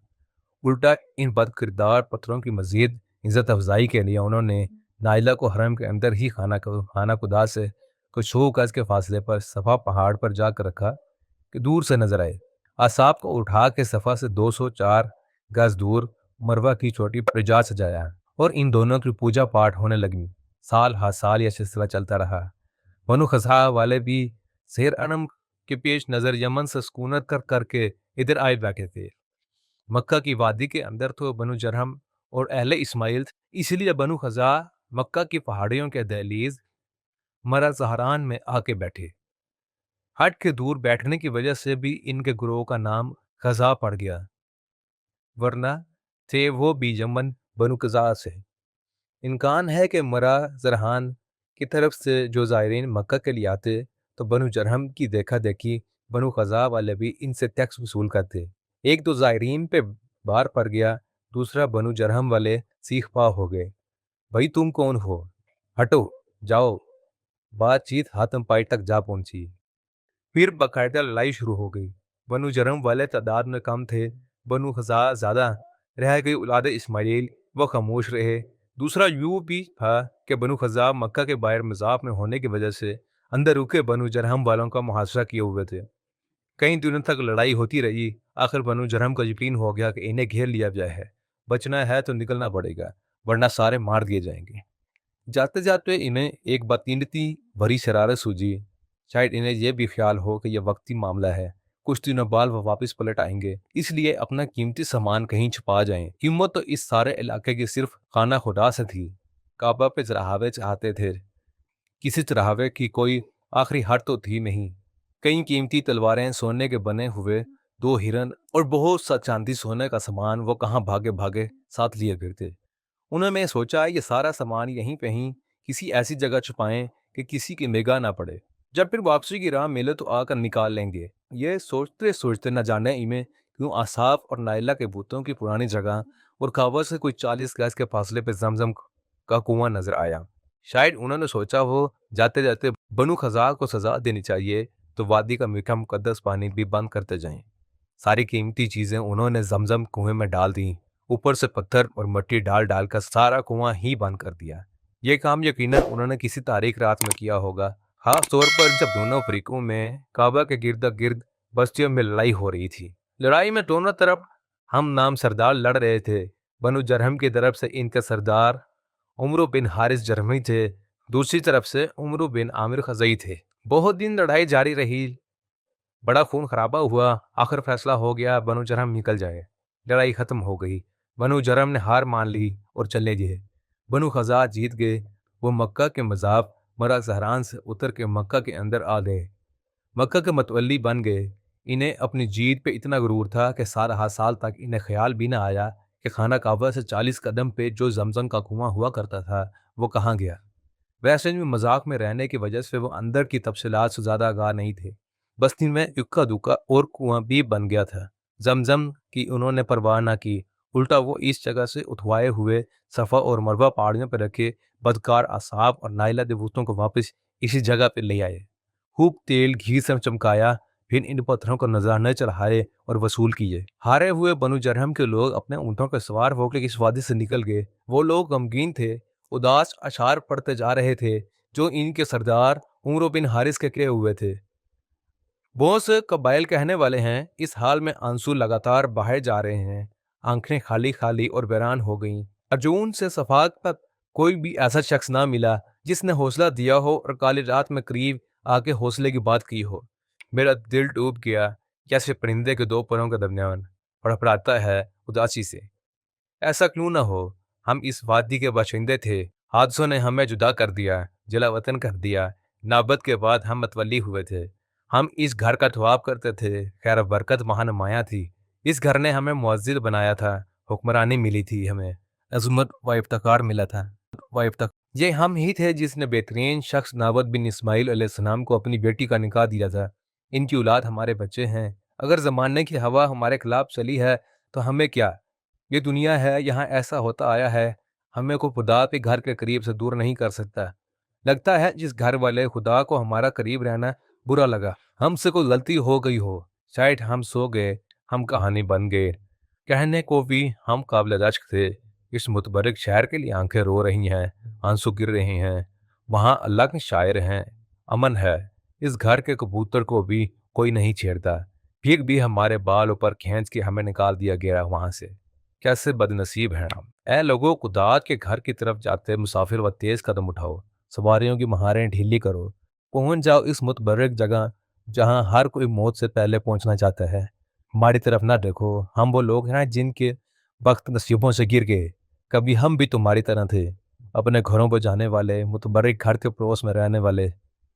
कहा जाता है बनु जरम पे ये कहे हुए दुख भरे बोल अरबी जुबान के फैले फैल के अशार हैं जो उन्होंने खुदा के घर से दूर जाते हुए रोते रोते कहे। इनके जाते ही वादी मक्का में हज़ार कबीले का उमर बिन आमिर रईस मक्का हो गया। कहने को इस कबीले ने 450 साल तक मक्का में हुक्मरानी थी। आखिर जिसका हक था, हक उसे मिल कर रहा, मगर इस अरसे में मक्का की वादी में अजीब वाक़यात रूनुमा हो गए।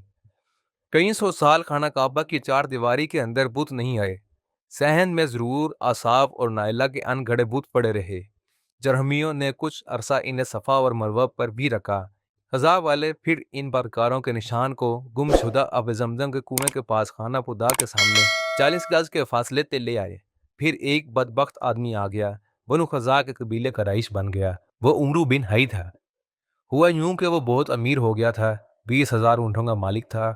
हर एक 1,000 ऊँटों के बाद एक ऊँट की आंख फोड़ दिया करता था ताकि नजर बद से इसके बाकी ऊँट बचे रहें। यूं इसकी मलकियत में 20 काने एक आंख वाले ऊँट फिरा करते थे। हज के दिन आते तो वह 10,000 ऊँटों की कुर्बानी करता, 10,000 कपड़ों के जोड़े हाजियों को पहनाता, घी, शहद और शक्कर पिलाता। रियासत, अजमत, सरमाया और ज़ाती जोरबाजू के बायस अपनी कौम का सूरमा था। दूर दराज के इलाकों में बड़े लंबे तिजारती काफिले लेकर सफ़र किया करता था।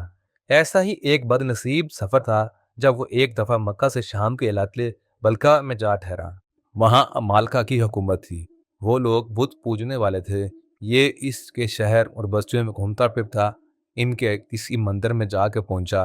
रंगा रंग की लकड़ी, पत्थर और धात के सजे सजाए बुत इस्तादा हैं और मुकामी लोग हाथ जोड़े इनसे अपने दिलों की ख्वाहिशों से फरियाद कर रहे हैं। कोई औलाद के लिए मिन्नतें कर रहा है, कोई माल व जौहर के लिए तलब रहा है और कोई बुतों से बारिश तलब कर रहा है। उमलू बिन हई के साथ इसके मेज़बान साथी थे। यह सब कुछ देखकर बड़ा हैरान हुआ। पूछने लगा, ये मट्टी, पत्थर और लकड़ी की बनाई हुई चीज़ें क्या हैं जिनसे तुम्हारे लोग फरियाद कर रहे हैं? वो बोले, हमने अपने खुदा बनाई हैं। अपने खुदा तुम खुद बनाते हो? हाँ। क्यों? इनसे जो मांगा जाता है वो ये दे देते हैं। मुझे भी देंगे? अपने कुछ खुदा, कुछ बुत। वो लालची, कम अकल और कुत्ता अंदेश था। उसे अंदाज़ा ही ना हुआ कि जिस चीज़ से ये लोग मांगने बैठे हैं वो इन इंसानों से कमतर और हकीर हैं। कैसे इनकी दुआओं को कबूलियत दे सकते हैं।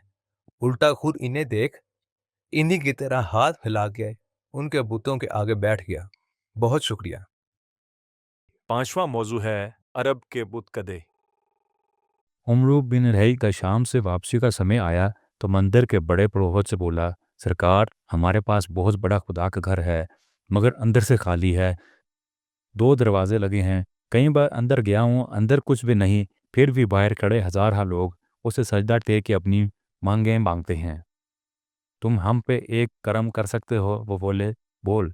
ये कहने लगा, मुझे अपने मंदिर का एक बड़ा सा बुत दे दें, उसे मैं अपने काबे में लगाऊंगा। उन्होंने इसे एक बदहैयत सा सुर्ख अकीक के पत्थर का इंसानी शक्ल में तराशा हुआ टुकड़ा दे दिया। इसका दायां हाथ टूटा हुआ था और बोले, ये हबल है, इससे मांगना, इसके नारे लगाना है। जे हबल, हबल अब मेरा खुदा है। इसने खुदा को यूं उठाया जैसे कोई बच्चा गोद लेता है। फिर अपने खुदा हबल को ऊंट पर औंधा लिटाया कर शाम से मक्का में ले आया और खाना काबा के सामने अपनी सारी कौम को इकट्ठा करके कहने लगा, देखो, तुम्हारे लिए तुम्हारा खुदा लेकर आया हूँ। ये हबल है, इसके नारे लगाओ, कहो जे हबल की। लोग नारे लगाने लगे। बच्चों की तरह इन्हें खिलौना मिल गया। बच्चे इससे खेलते रहे, बड़े इसके आगे माथा टेकने लगे। उन सब ने उसे उठा के खाना काबा का दरवाज़ा खोल के अंदर से जा दिया। खुद खाना खुदा की दहलीज पे माथा रख के बैठ गए।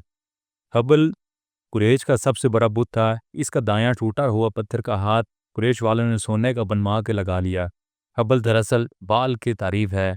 बाल अहल शाम का देवता था। इससे मंसूब बाल वक्त शाम का कदीमी शहर है। बाल के लुग़वी मायने कुव्वत और मिजाज आता के लिए कुरान में बाल शोहर के मायने में इस्तेमाल हुआ है। हबल ख़ास खाना काबा में नस्ब था। एक पुरोहित भी इन्हें मिल गया। वो शायद कुछ अरसा शाम में बुत खानों में रह कर बुतों के नाम से लोगों को डराने के फन से आगाह था। बस्ती में कोई आफत आ जाती तो वो लोगों को हबल की तरफ मुतवज्जा करके डराने लगता। कहीं लड़ाई झगड़ा हो जाता, कहता, आओ इधर, हबल फैसला करेगा। हबल के बहाने इसने खुद 7 तीर हबल के चरणों पर रखे थे। कुछ पे लिखा था नाम हाँ, कुछ पे ला नहीं। जैसे सिक्का लेके इससे हेड और टेल का टास करते हैं। वो तीरों से फैसले करने लगा। लोग फैसला मानने लगे। खुश्क साली का अरसा ज़्यादा हो जाता तो वो शोर मचा देता, हबल नाराज़ हो गया है। लोग ऊँट भेड़ें ला के असाप और नाइला के पास ज़िबा करने लगे। इसके एक बुलावे पे लोग नंगे पांव घरों से दौड़ते आते। शादी ब्याह की रसूमात भी पुरोहित ने उचका ली। लोगों को शादी घर के लिए जगह मिल गई। पुरोहित को खाना खुदा की दहलीज पे बैठे बैठे एक कारोबार मिल गया। मौत तक की रसूमात वहीं पुरोहित के रूबरू होने लगी। किसी शख्स को कारोबार के लिए मक्का से बाहर जाना होता तो मशवरे के लिए पुरोहित के पास पहुंच जाता। पुरोहित हर फैसला तीरों के बनाए निशानों से करता। कोई इसलिए फैसले के आगे चून चढ़ान न करता। देखा देखी दूसरे मुल्कों के सफ़र पे निकले लोग भी अपनी अपनी पसंद के खुदा खरीद लाए। थोड़े ही अरसे में खुदा का घर भूतों से भर गया। इनकी तादाद 360 हो गई। ज़मीन पे घूमने फिरने के लिए जितने रुख हो सकते हैं वो 360 होते हैं। उन्होंने हर रुख के लिए एक खुदा रख लिया। इनके खुदाओं की शक्लें जुदा जुदा थी। अक्सर भद्दे और बदशक्ल खुदा थे। कुछ तराशीदा हुए, कुछ बेहंगम ना तराशीदा, लकड़ी के भी, पत्थर के भी, हड्डी के भी, हर शय के खुदा उन्होंने खुदा के घर में ला के रख दिए। इनके देखा देखी मक्का के गर्दा गर्द की बस्तियों वाले भी सोच में पड़ गए कि हम क्यों पीछे रहें। जैसे बचपने में बच्चों को खिलौने जमा करने का शौक़ होता है, इंसानी तमद्दन के इस बचपने के दिनों में सियानी उम्र के लोगों ने भी ये शौक़ पाल लिया। ऊपर से चढ़ावों की आमदनी अलग, फिर लोगों के कट की वजह से मंडी का सा सामान बन गया। कारोबार में बढ़ावा आता। बुतों के लिए तो किसी किस्म की शक्ल सूरत की क्या नहीं थी। बस हर बुत के खुदा का कोई कहानीकार होता था जो अपने खुदा की कोई ऐसी अजब कहानी बनाता कि लोग भवें उठा लेते, गर्दन हिलाने लगते, जेबों से माल निकाल कर उस बुत के चरणों में चढ़ाते और खुद चेहरे पे विचारगे ला के उस बुत के पैरों में बैठ जाते। सभी बुत इंसानों के खदोखाल के नहीं थे। कुछ की शबीहें जानवर जैसी थी, कुछ जानवर भी ना थे, दरख्तों का झुंड सा था। मक्का के पहाड़ी मज़ाफ नखला के लोगों ने भी सोचा کہ ہم نے بھی بت خانہ بنانا ہے۔ ان کے ہاں پتھروں سے زیادہ شاید ہریالی قابل قدر تھی۔ انہوں نے 30 بیری کے جھاڑیوں کی کچھ ایسے قطع برید کی کہ انہیں کسی کہانی میں پرو کے خدا کی بیٹی بنا دیا۔ نام رکھا عزا۔ ذرا آگے تھی خوشحال پہاڑی بستی طائف والے کیسے کسی دیوی کے بغیر رہتے۔ انہوں نے ایک مربع اس پہ پہنچا کیا، اوپر ایک مافوق الفطرت سا مکان بنا کے اعلان کروا دیا، خدا کی بڑی بیٹی لات ادھر رہنے آ گئی ہے، آؤ تم لوگ بھی آ کے اس سے ملو اور دنوں کی مراد پاؤ۔ لوگ ادھر بھاگنے لگے، ادھر بھی میلہ لگنے لگا۔ لات کا ایک مجاور جاتریوں کو ستو پلایا کرتا تھا مگر مر گیا تو اس کا بھی بت بنا کے پوجا جانے لگا۔ وہیں لات کے پاس اس کا نام تھا الات۔ طائف کے بنو ثقیف لات اور الات کی پوجا کرتے، قریش لات اور عزا کی قسمیں کھاتے۔ مکہ سے بحر ایمبر کی طرف ساحل سمندر پر قدیز کے مقام پہ منات کی جگہ بن گئی۔ خدا کی تیسری بیٹی منات کا بھی برود کر لیا گیا۔ یثرب کے اوس اور خزرج کے علاوہ کرب و جوار کے کئی قبائل منات کی منتیں کرنے لگے۔ خانہ کعبہ کے حبل اور کرب و جوار کی 3 بیٹیوں کے علاوہ پورے عرب میں پھر بتوں کی بہتات ہو گئی۔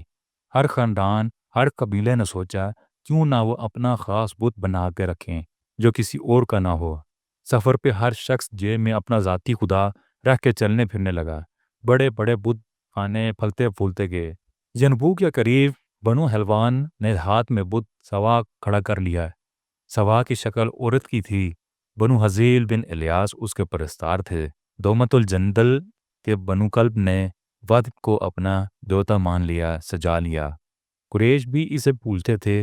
قریش کے مشہور بہادر عمرو بن عبدو داسی بدھ کے غلامی کی پہچان تھا، جو جنگ خندق میں سیدنا علی رضی اللہ عنہ کے ہاتھوں مرا۔ مزہج اور اہل جرش نے یمن میں یہوز کو اپنا خدا بنا کر بٹھا لیا۔ نصر حمیر والوں کا دیوتا ہو گیا۔ یمن کا ذیل قلعہ قبیلہ اس کا پجاری تھا۔ جعوق یمن کے علاقے ارجب کے مقام پر گڑا ہوا تھا۔ اس کی شکل گھوڑے جیسی تھی۔ بنو ہمدان کی اولاد بنی خولان انہیں اپنا معبود مانتی تھی۔ الانس بھی خولان قبیلے کا بت تھا۔ وہ کھیتی باڑی اور مال مویشی کے صدقات اللہ اور اس کے بت کے درمیان کچھ ایسے تقسیم کرتے کہ جو اللہ کا حصہ اس بت کی طرف چلا جاتا اسے نہ نکالتے، مگر جو بت کا حصہ اللہ کی طرف چلا جاتا اسے نکال لیتے۔ وہ تعویل دیتے، اللہ تو بے نیاز ہے، ہمارا بت بے نیاز تھوڑی ہے۔ سعد نامی بت بنی ملکان بنی کنانا کا تھا، انہی کی بستی میں کھڑا تھا۔ اس کی شکل بڑی ہیبت ناک تھی۔ لوگ وہاں اپنے جانور ذبح کرتے اور خون اس بت کے منہ پہ مل دیتے۔ ایک آدمی اپنے چند اونٹوں کو اس بت کے پاس برکت حاصل کرنے کے لیے لے گیا۔ ایک اونٹ والے آدمی سے زیادہ عقل والا تھا۔ ہیبت ناک بد شکل بت دیکھ کے وہ اونٹ بدک کے بھاگا۔ وہ آدمی اونٹ کے پیچھے کئی کوس سے جا کے اس نے اونٹ کو پکڑا۔ واپس آ کے اس نے بت کے سر پہ اٹھا کے پتھر مارا اور گالی دے کے بولا، میرا اونٹ بگا دیا۔ الاکثیر بھی بت کا نام تھا، جو شام کی سرحد کے پاس آباد قضاء، نجم، جزم اور غطفان سے نذرانے بٹورتا تھا۔ وہ لوگ ستاروں کی پوجا کرتے تھے۔ کنانا والے چاند کو پوجتے تھے۔ زشرا اور خریز دیوتاؤں کا جوڑا تھا۔ دوس اور بنی ازد، بنی ہرش اور بنی تیگ کے جدیلہ شاخ اسیر کے علاقے میں انہیں پوجتی تھی۔ ذوالخصلہ کو بھی دوس، حسیم اور بخیلہ کے قبائل اپنا خدا مانتے تھے۔ یہ بطالہ نامی جگہ پہ استادہ تھا۔ اسے پوجنے والے اس کی توقیر کی خاطر اسے کعبہ یمانیہ کہتے تھے اور بیت اللہ کو کعبہ شامیہ۔ رام بنی حمیر اور اہل یمن کا معبد تھا۔ رضا بنی ربیہ کا عبادت خانہ تھا۔ ذول کی بات کو قبیلہ بنو تغلب اور اولا دوائل اور ایام نے پوجا پاٹ کے لیے سناد نامی جگہ پہ سجایا ہوا تھا۔ ذوالکفین قبیلہ دوس کا جوتا تھا۔ سیدنا طفیل بن عمرو دوسی نے مسلمان ہو کے اس لکڑی کے بنے بت میں آگ بھر کے اسے جلا دیا۔ بتوں کی پوری فوج تھی جس نے سارا عرب تاراج کیا ہوا تھا۔ اکثر یہ بھی ہوتا کہ لوگ ایک دوسرے سے اپنے خدا بدل لیتے۔ کسی کا بت ٹوٹ جاتا تو روتا پھرتا، کہتا ہائے میرا خدا مر گیا، مجھے کوئی خدا لا دو۔ खूबसूरत पत्थरों की मांग बढ़ गई, इनकी कीमत चढ़ गई। बहुत शुक्रिया।